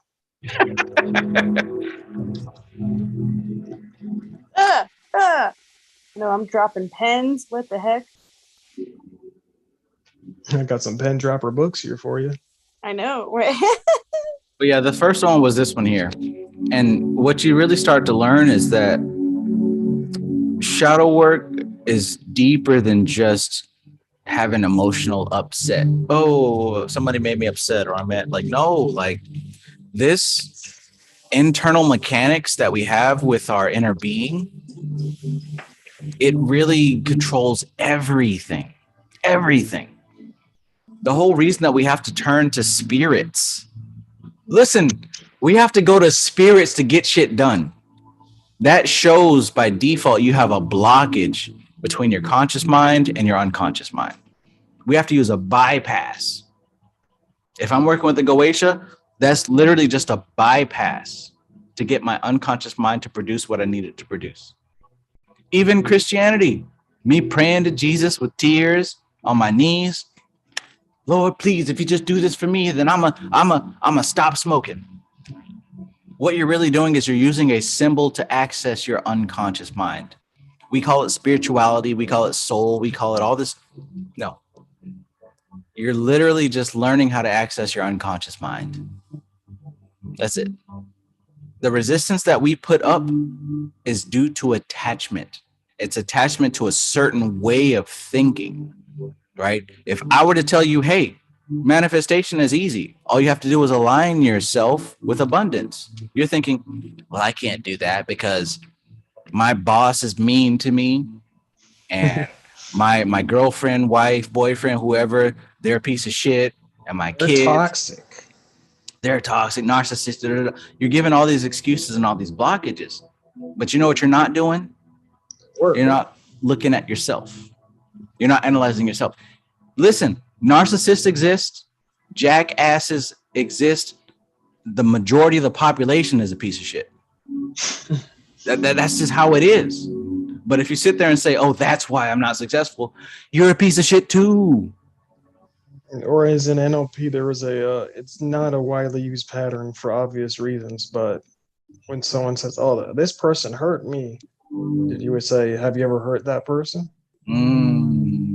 There's a reason why that ain't thrown around too much. Hold on, Maestro. That's a little too spicy. That's a little too spicy. It's like get smacked. Being a therapist. I felt the burn of the last time I thought that this person hurt me. Did you hurt them? I mean, I did, but still, they hurt me. Yeah. That was different. How was it different specifically? When I did it, I didn't know any better. They knew better. Nobody. It doesn't. Why doesn't matter. What actually happened is what matters. I was thinking to myself, like, I'm trying to get through my own shadow work. Like, why don't I do all the things I want to do? It's because I still have some residual imposter syndrome, right? I still remember being young and being taught that I was not good enough. So if I do something that's pretty excellent and people tell me that it was excellent, there's a cognitive dissonance. Well, you might think it's excellent, but I know that I'm not good enough, so it couldn't have been excellent. So it's like I'm having to work through that internal cognitive dissonance. But when you really start to address what's happening there, when I start to address, you know what, these are echoes of a past that no longer exists. It isn't even about being good enough. I move away from perfectionism and understand that perfection isn't how I see it. Perfection is how it's received. And this is something else that I learned from NLP. Communication isn't what you say. Communication is what the person receives.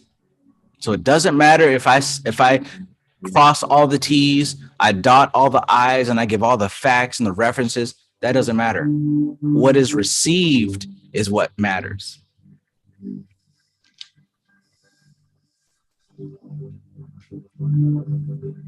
Society EJ says it's not about me, it's about them. Right. Because like think about it. I could literally sit up here and like preach from this book verbatim. But if like nobody understands what the fuck I'm talking about, it was a waste of time. The only English word you'll say is, so you see here. So you see here. Go back to pure Sanskrit. Right. Chitta, Buddhi, Ahamkara, Antakara.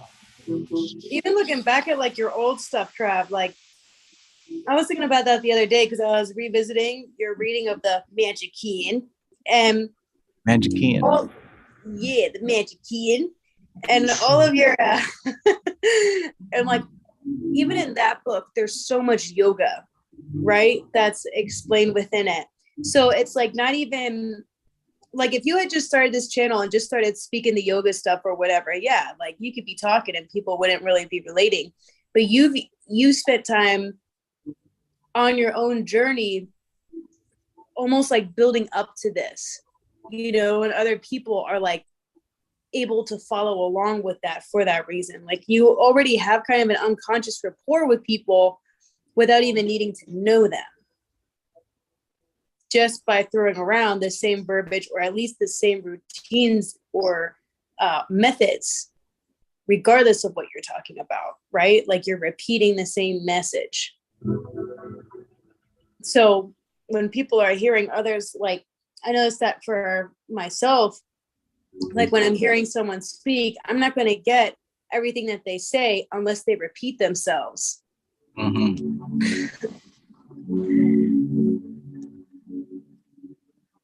And that's how you get people repeating shit that they don't even know what the fuck they're talking about. Yeah. Because it's repeated to them. And chances are, like, if someone says something, they either A, don't know, and the more positive aspect to that is they're probably sorting it out as they're saying it, which is that's the one you want if you got a choice between the two. Yeah. Or the recent trap, the recent demon, the recent demiurge that I have uncovered, the recent archon, is the one called good money. Well, that's good money. Good money. Someone could hold themselves back their entire success.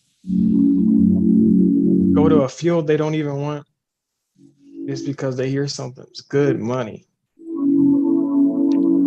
Man. Not playing for the future because they're making good money. I done learned the lesson too many times.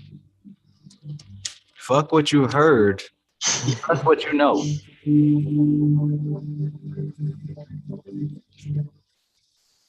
Good money.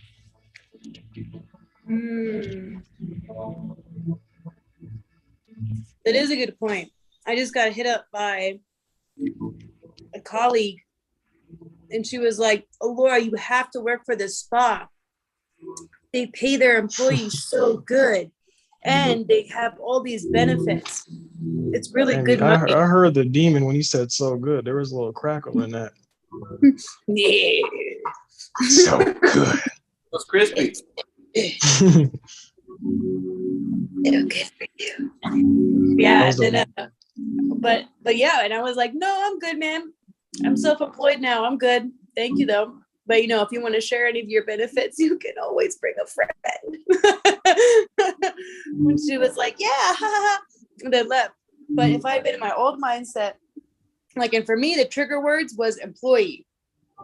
Now that I've left my job, I will never be an employee again. Fucking never.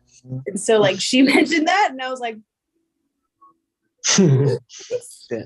now. yeah. Now. That equates to me selling my soul. Not into that for a free pool. I realized while working in a place that 6 businesses that know if the employer, because a lot of employers will come from here. But if they come from here, they know they could work you etherically. You could get some unpaid time etherically. I have witnessed it. They know what they're doing. Your dream about your job is not by mistake. Right. That's so true, man. That is so true. You got to go up to the office like, you don't pay me for the work I put on the astral plane.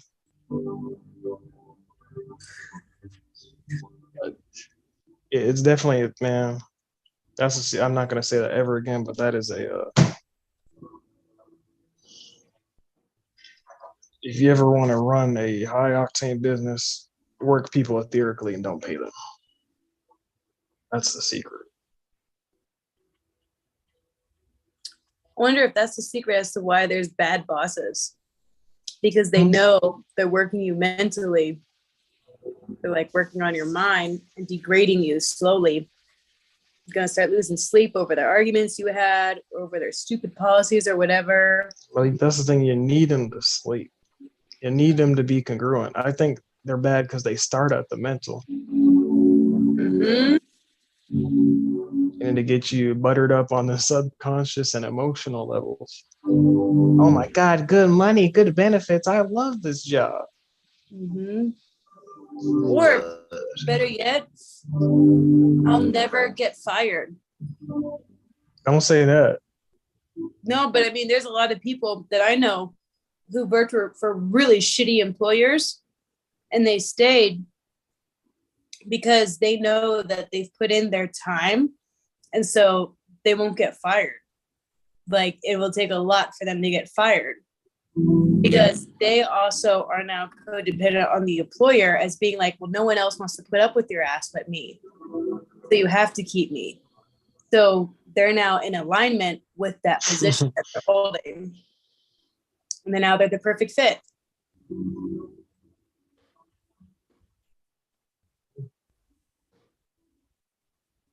Maybe not even I would say they're using some of the stuff we just discussed.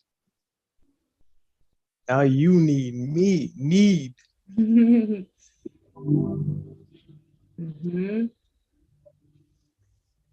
Yeah, I see that dynamic play out a lot.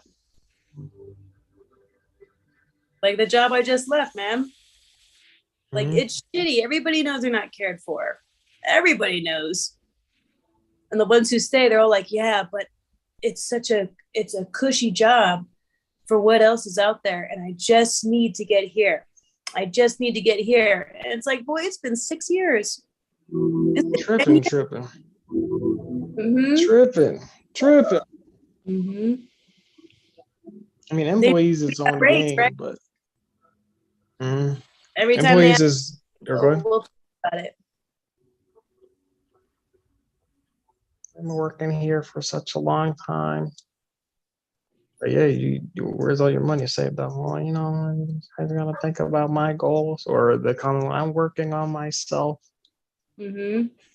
And in the meantime, because this is even a habit that I've figured out myself that I had, while I was an employee, I was spending more money chasing pleasures because I'm so fucking miserable working the 40-hour week. So they're spending all their money chasing pleasures, which typically means eating out to lunch, getting breakfast in the morning, like food, right? Food is the comfort item. A 230-year-old science to keep your workers miserable, to make sure that they just fuck off their money. That is a extremely old science. It's older than the car itself. Similar age, but older than the car. And I think, man, all it took was a little bit of research on that end to figure that out, or self-reflection. But they're so stuck in that alignment that it's like, all right, I just gotta get the next pleasure because I have to work in the morning. Use this stuff, man. I be trying to I stopped, but I tried. Oh man, I hate my job. Hey man, you ever heard of this? Elizabeth the bottle. Put you on, man. Oh man, I don't care about that. I just need to work on myself. I need to get some more money. I don't like my job, and I end up staying at the job. So, been in this group for like what, a year, right? Doing like serious study. And that's all it took for me to be my own business owner. And that was without private coaching. That was without spending extra expenses. That was just talking with people and doing the fucking work. And it's not a secret one thing. It's not oh man, I need to buy this $500 pendulum. And now then after that I could get I could be self-employed because I bought this Anunnaki gold pendulum and some sage water. I've been working for years on my identity with abundance and what that meant and trying to be on my own. And when I started doing this work is when I really found out what that was and was able to rewire my system so I could actually get what I needed. Very soon. That's all I'm going to say. Hold up. Very, very soon.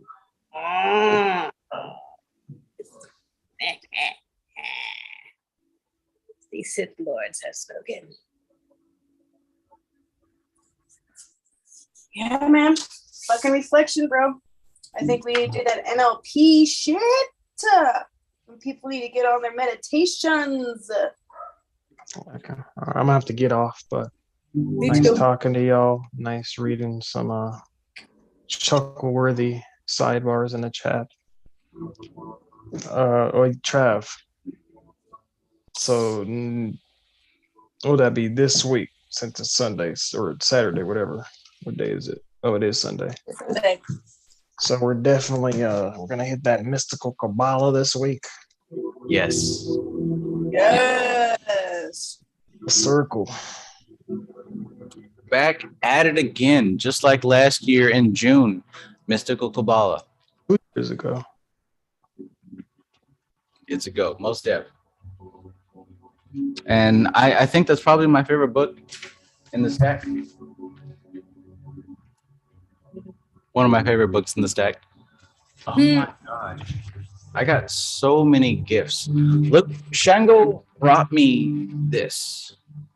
Ooh. Skull, like a sugar skull, Day of the Dead skull. Yeah. Somebody actually made it with their bare hands, and it's like gold and like crystallized, caramelized, glazed, whatever you want to call it. Beautiful. Designs. Very nice. And also from Corporeal Consulting Chaos, I got myself these candles, masculine and feminine. Uh-oh. Trav, what you about to do with those? Well, that's for me to say. So we're gonna see the emergence of Travis Magnum. I couldn't decide from the pink, from the brown, and the white, so they gave me both. It's like, I got a lot of gifts, and I'm very happy. Oh yeah. One of my favorite gifts of all was from Society Ejects. He got me this Mega Man X replica, like build. You know, Hell yeah. I was super excited about this, like for real, because Mega Man X is like my favorite hero, probably next to Master Chief from Halo. But Mega Man X is like, I don't know, he was perfect. He defeated his villains, and then he took their skill and used it for himself. Like, what better? What better? Mhm. Another friend gave me some chocolates. Ooh. It's basically you casted a mold, and basically they're able to make chocolates based off of that mold. I thought that was pretty nice. And I knew someone who they would talk about that like obsessive, and this was years. This must have been when they first started making it. I never I knew it was real, but I never wanted to believe it, and that just confirmed. What? He was like, "Oh man, they make mold out of people's buttholes, and then they just turn it." Oh yeah. Do they taste good? He said it doesn't taste unfamiliar.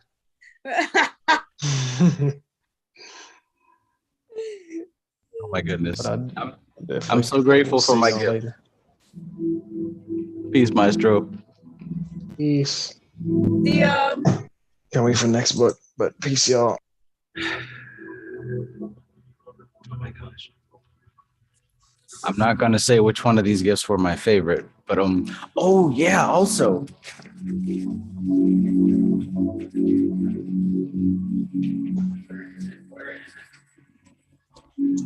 I was gifted a book.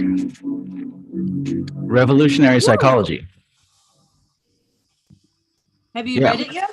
Not yet. Melissa gave me this. And, of course, she's been deep into Samkhya and Kabbalah and everything else. And she said that this book really addresses a lot of what we've been going through, as well as the shadow work aspect. So I think this was like a perfectly on point gift. And it's short with lots of pictures. So, yeah. Incredible experience. Incredible. Mm-hmm. That's rad, man. I know. I was looking at the pictures and I was all like, oh, raining over there. That looks awesome. I don't think that's going to be the last one. I think we're probably going to do the next one in a couple of months, to be honest. Oh, okay. Okay. We'll see. Either way, dealing with the Goetia, I've come to see that what the Goetia represent is a level of influence and work within the realm of the unconscious. And depending on what state of mind you're in is going to depend what kind of magic or rituals that you choose to do, right? So if I'm somebody who is unhealed emotionally, I'm going to evoke these deities to get some type of vengeance or what I think is going to be healing. So that led me to consider, it's probably going to be a really, really helpful gesture to come up with some type of shadow workshop or course or whatever. And that's what led me to where I am now. And the more that I've been digging deep into shadow work, because, I'm a perfectionist, I put the course together, but it's like, well, what if I can make it better? What if I can make it better? And I'm buying all these books and I'm researching shadow work. And it's like, wow, I never realized that like the shadow is where the magic is. Everything that we try to access and tap into and get these downloads, it doesn't come from outer space. It comes from the shadow. It's already a part of us. We say, oh, we're gods. God is within. I'm God. Well, yeah, but it's not within your conscious mind. It's in the shadow. It's in the unconscious. Mm-hmm. So even though superficially the shadow work stuff seems kind of like random, it actually ties in perfectly with where we are in our collective study.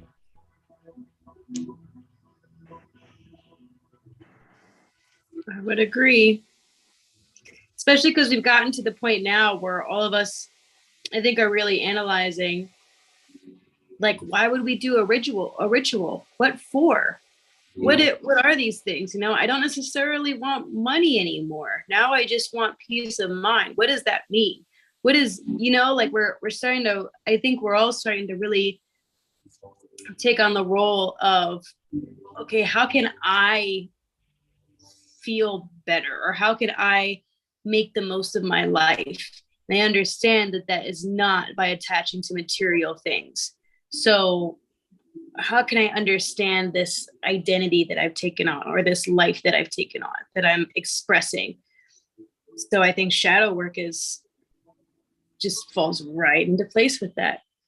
Absolutely. I mean, you can't help but go there. Like, I flipped through my Goetia books and I'm like, I don't really need to evoke any of these. Like, right. I want to do a ritual, but why do I want to do a ritual? Well, maybe I just want to do a ritual. Okay, but for what? I don't really know. Because I want to feel spiritual. I want to feel magical, right? Yeah. But then, like, very quickly, there's another voice now that's like, but you are. Right. So that's a sign of an upgrade, because that's not ego.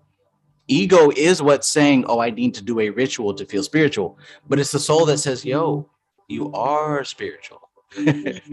Yeah. Yep. Like, I end up just doing Antarmauna or like bhakti meditations where I just focus. I just work on focus. But yeah, like even of recent, besides like mantras or whatever, I've been enjoying not even really having too much background noise, because I noticed that was distracting me. Mm-hmm. Like, it was like, how you mentioned weeks ago, how like when your kid didn't have their game to play, that all of a sudden they started saying that they were hungry or that they wanted to do something else. Like, I was doing that with myself, with like the background noise and being on Instagram and all that kind of shit. Like, it was just constant distraction. And then when I just kind of unplugged myself from all of that, it was like, wow, there's like a whole life here. I can focus now. Yeah. It's very subtle, it's very insidious, and it's hard to detect if you're not looking for it. So that's why I thought it was a great idea to come up with the Shadow Work Mastery System to really help everyone who is on this level of the journey to address that aspect of the unconscious mind.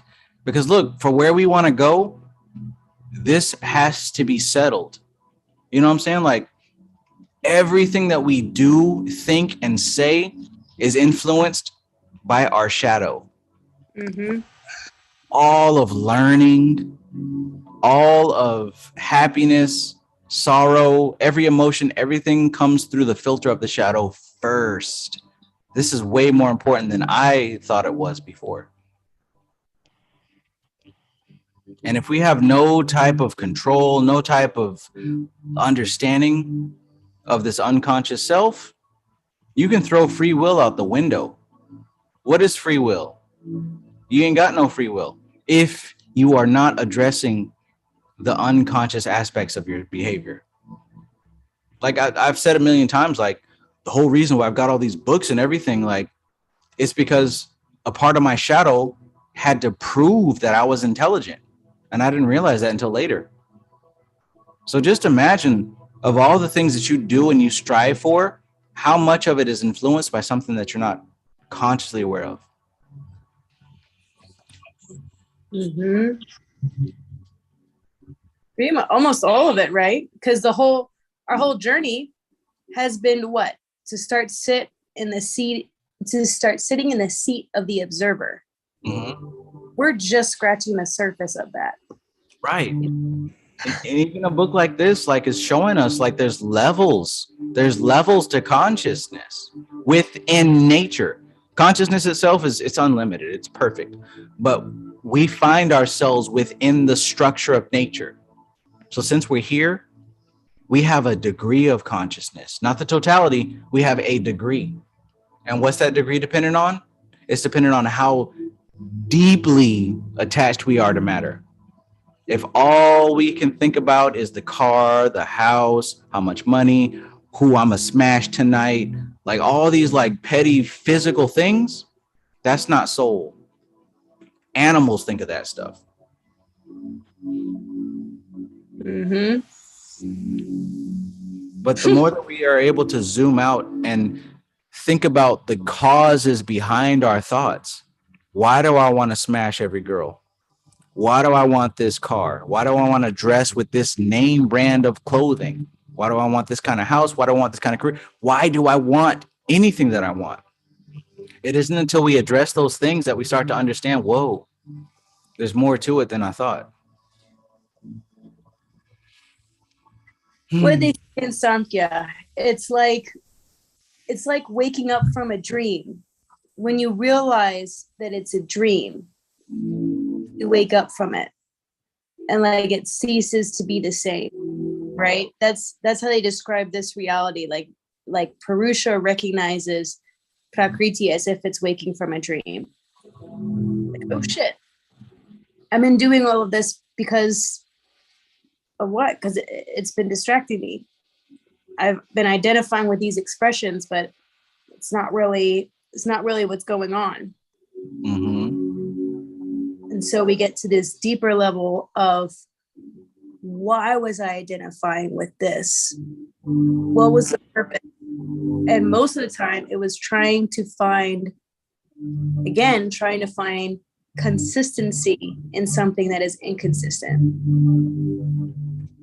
Like always try and confirm the inconsistency. And that's where suffering comes from.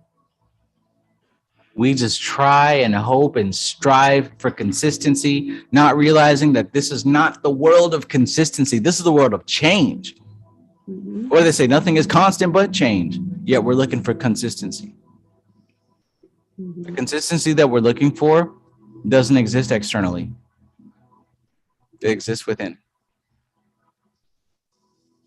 Right. And what is within then? Like most of us don't know that. Like that's why I'm going camping this week, to get away from people, to get away from everything that is distracting, to provide introspection. To the beginning of every ritual, what do they have you do? Introspect. Go into the self.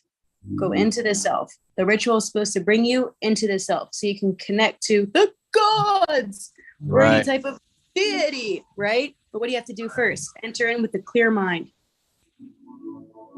Be still. Be still. But you know, I'm grateful because the fact that we even know about any of this right now is testament that we're going to make it. As far along as I am, and I roll my eyes because even I was swooned by a woman in the audience. As far along as we think we are, like, we still got work to do. And that's good. That's good. The fact that we know about these things shows that we're going to make it eventually.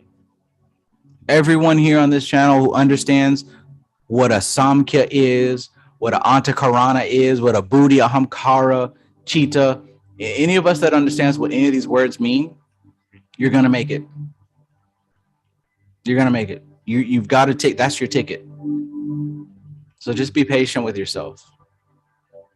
And trust that there's an aspect of you that knows what's going on.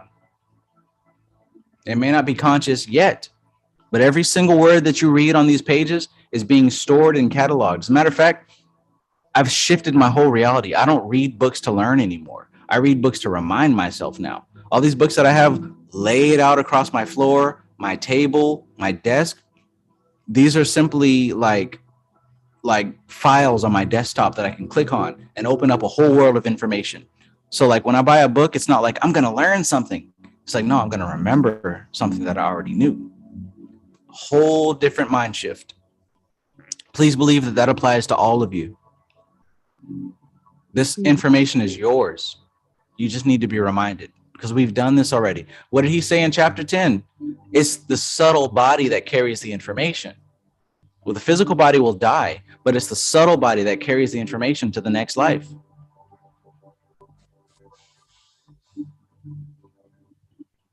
I can't argue with the good Swami. He's been doing this since he was 4 years old. I only been doing this since I was like, what, 16 maybe. Mm-hmm. The other thing they put in the book too, right? Even he might be reincarnated because in the end, we're all going to make it, right? We're all going to be reabsorbed, but the karma has to exhaust itself.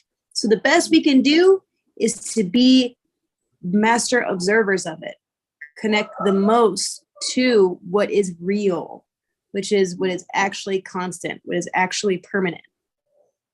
Yes.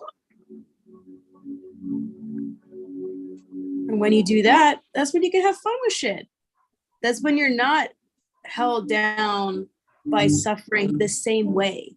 Because as long as we're incarnating in this body, in these bodies, we're going to be there's going to be that element there. Because that's what keeps us bound. And that, as they say in Darshan too, is not just to the physical body. Like these bodies are like the emotional bodies, the causal plane, all these different sheets that we have, right? You can die and not incarnate back into, according to their theory, right? You may not incarnate into a human body anymore, but that doesn't mean that your karma is done, that you're able to like just ascend to be cool. You're just at another body now. That karma still has to exhaust itself. So enjoy the process. Right. Enjoy the process, because here's another thing that I've learned. It's a lot of things have to do. It's hard to really get the language out because a lot of this is unconscious. But the body is a chemistry. The body is an alchemical equation, right? It's important to stay calm. It's important to stay peaceful. It's important to stay at a certain state where you can just be as non-stressed as possible. Because when you're in that state, you're able to receive subtle influences a lot more clearly. I mean, obviously, if you're stressed out, if you're angry, if you're upset, you're going to be clouded in your judgment.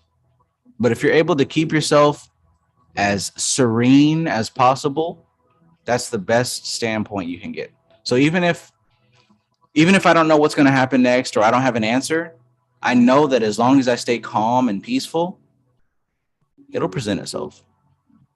It's never failed. Never. And that prevents you from gaining additional karmas, which is what is also a big thing that the yogis, who are master sorcerers, that's what they're doing, right? Like, that's the thing. The yogis are the flipping warlocks. Like, they're the ones that are like, oh, master. That's what we get. That's why we're studying this, because we all started off in a cult because we wanted to be magicians. Mhm. And then we found out who the real magicians were, like real. And it's beyond Aleister Crowley, Right. you know. Right. It's the dudes in the temples, okay? Say it like it is. Say it like it is. Right? It's the dudes and the dudettes who are hanging out in the temples up in the Himalayas and in Bihar and all these places. And their main goal is to exist as the observer, exhaust the karma, and not continue to gain any more karma. So there's a method to that. And they've been honing in on it. Oh, shit. Forever. I just ate the last pizza slice. And Oh, pizza. yeah, no, my bad. I'll make it right. I just added some more karma to myself. Speaking of not adding more karma, I think I just added some more karma. But regardless, that's the whole point, right? Is to be one of the observer and then no longer being subject to gaining more karma, which means releasing attachments. And I think for those of us here, that's where the shadow work comes in. That's where, like, learning how to detach comes in. Like,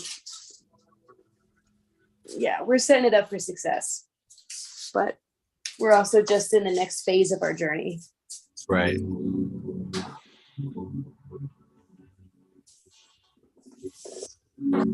I'm about to make myself some curry with some Beyond Meat beef. And it's going to be on a bed of noodles. Wow, rock on. That sounds delicious. I'm going to make it right to my roommate. We're finishing off the pizza. You ate the last slice. Yeah, dude, I did a dick move, man. I did not know.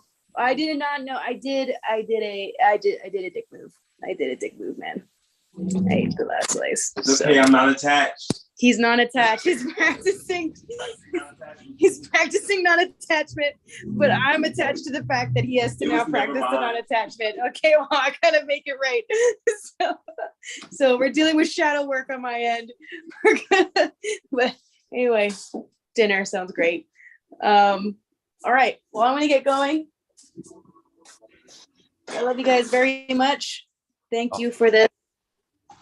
And I look forward to our next encounter when we check out Mystical Kabbalah. Yes, yes. That's what I've been waiting for. Hell yeah. All right, man. Peace Always out, y'all. All right, peace. Thank you guys for tuning in. I'm about to get to my curry. And listen, shadow work is extremely important. Now, shadow work isn't just like something, right? Shadow work is being able to look at the unconscious influences of your behavior. So yes, that does include your inner child. That does include living your authentic self. That does include addressing the triggers that manipulate your reality. That's what shadow work is all about. Now, you've probably heard me mention before that I was conducting a course, a class, a workshop on shadow work, and that's true. Now, I've been taking my time on making sure that this class is exactly what I feel will be as beneficial as possible. And it was intended to be released this week, but, I had the live lecture in Atlanta, so that kind of pushed me back a few days because I had to recover from that. But rest assured, this shadow work training is on the way.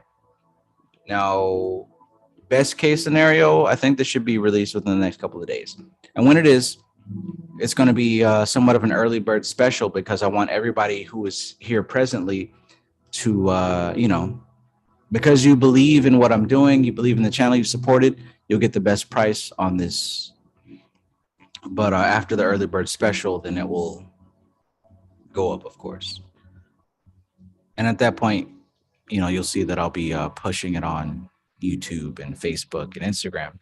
But in any case, shadow work, the most important aspect of this thing is being able to address the subtle influences that affect your behavior. Being able to address those influences without an emotional bias. That's the key. That's the key. If you don't take my course, if you don't research anything on shadow work, understand that this is all about being able to look in the mirror clearly and make decisions that are free from emotional influence. That's how you heal yourself. Now, also in the course, we address the different types of fractures that are created when the inner child is damaged. Depending on what happened to you as a young person, it's going to create a different fracture. We'll also address the different type of parenting styles that created the fracture in the first place. We'll address the different type of trauma bonds. And also, aside from just addressing the issue that's present, we're going to address different solutions to begin to integrate the shadow, to begin to heal and harmonize these aspects of ourselves that we've rejected. I'm sure that a lot of you are hoarders. You know what I'm saying? My ex was a hoarder, and I picked up from her hoarder tendencies.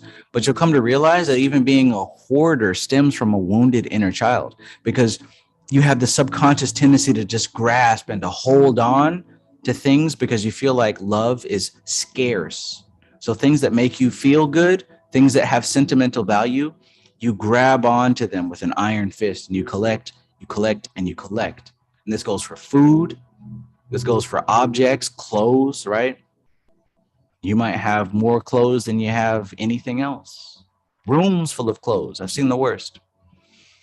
But understand that every aspect of our lives that we're unhappy with belongs to the realm of the shadow. You're not stuck with it. You're not chained. You're not imprisoned in your shadow. These are things that are begging for your attention. And the moment that you begin to pay attention to these aspects of yourself, these are the moments that you're able to reintegrate the shadow. And reintegration is what it wants. You were taught as a child to hide these aspects of yourself. That's why they're causing an issue today, because you're trying to hide them.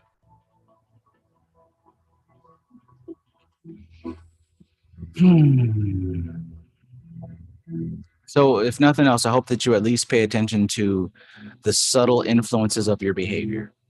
Pay attention to why you choose the foods that you choose. Pay attention to why you dress the way you dress. Pay attention to why you take certain route. Like everything is influenced by the shadow. I need you to know this. Everything is influenced by the shadow. Even the type of magic you gravitate towards, even the type of rituals, even the impulse behind why you choose to do a certain ritual. This all belongs to the realm of the shadow. And if this shadow aspect isn't harmonized, if it isn't integrated, it continues to rule and control your life. So I hope that you consider walking with me in this journey of healing the shadow. And if not, please do whatever you can to at least pay attention to these aspects of yourself that are just beyond the range of your conscious control. All right. So like I said, I hoped to have this ready last Monday, but I will not ever release anything that I feel like is beneath my standards. So I'm making sure that everything is perfectly in order. All right. But anyways, no matter how long it takes, it should be within the next week or so. And there's going to be an early bird price for those of you who are ready to move forward today. And like I said, otherwise, at least just pay attention to yourself. Pay attention to why you do what you do and what could have possibly caused your behavior. Anyways, we've gone through Samkhya Darshan. This is great. We're moving on to Mystical Kabbalah, and that is probably my favorite book of my entire collection. One of the oldest books in my collection. I've bought it as a gift for people, and they didn't even read it. But anyways, you guys have read it, and we're good to go.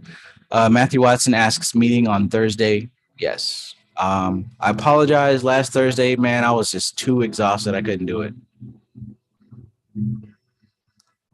I passed out, had to sleep. And this usually happens, like I said earlier, when I get back from these conferences. I'm just like, so tired. I got to recharge. We all have to recharge, even me. I give myself like just being there amongst people who wanted to be there. How could I not give everything? So I did. And I think that I have to recharge after that. Not to mention also, I just got back from a funeral having to do some audio and video. So just, I think that I find being amongst people, I give myself. So I might need to be a little bit more aware of that for my own shadow work.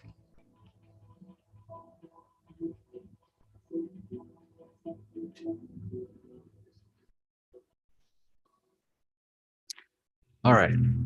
So as always, guys, listen, I truly appreciate you being here. I truly appreciate you. And I thank you because, it really validates the reason why I get on here in the first place, right? For most of my life, nobody gave a damn. Nobody gave a damn. Nobody expressed any kind of concern. But to be here amongst people who actually care about what we're talking about, what we're studying, that means the world to me. And I appreciate you all. So I'm about to log out. I'm going to eat this curry beyond beef, play a little bit of Fortnite, get back to work on this shadow work course, and I will be seeing you next time. All right. Thank you all. This is TK Trav, aka Travis Mages, here with LVX 777. I love you guys.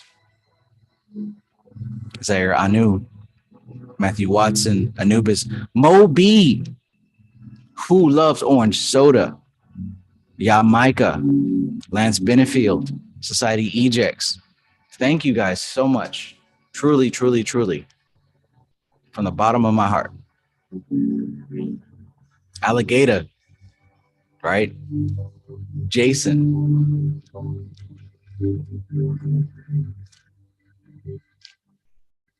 Peace.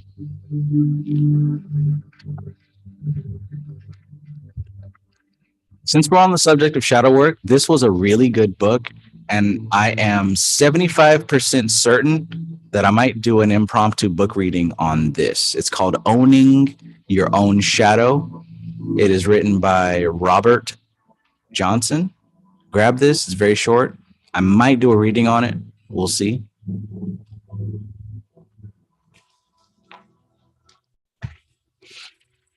All right, y'all. Peace.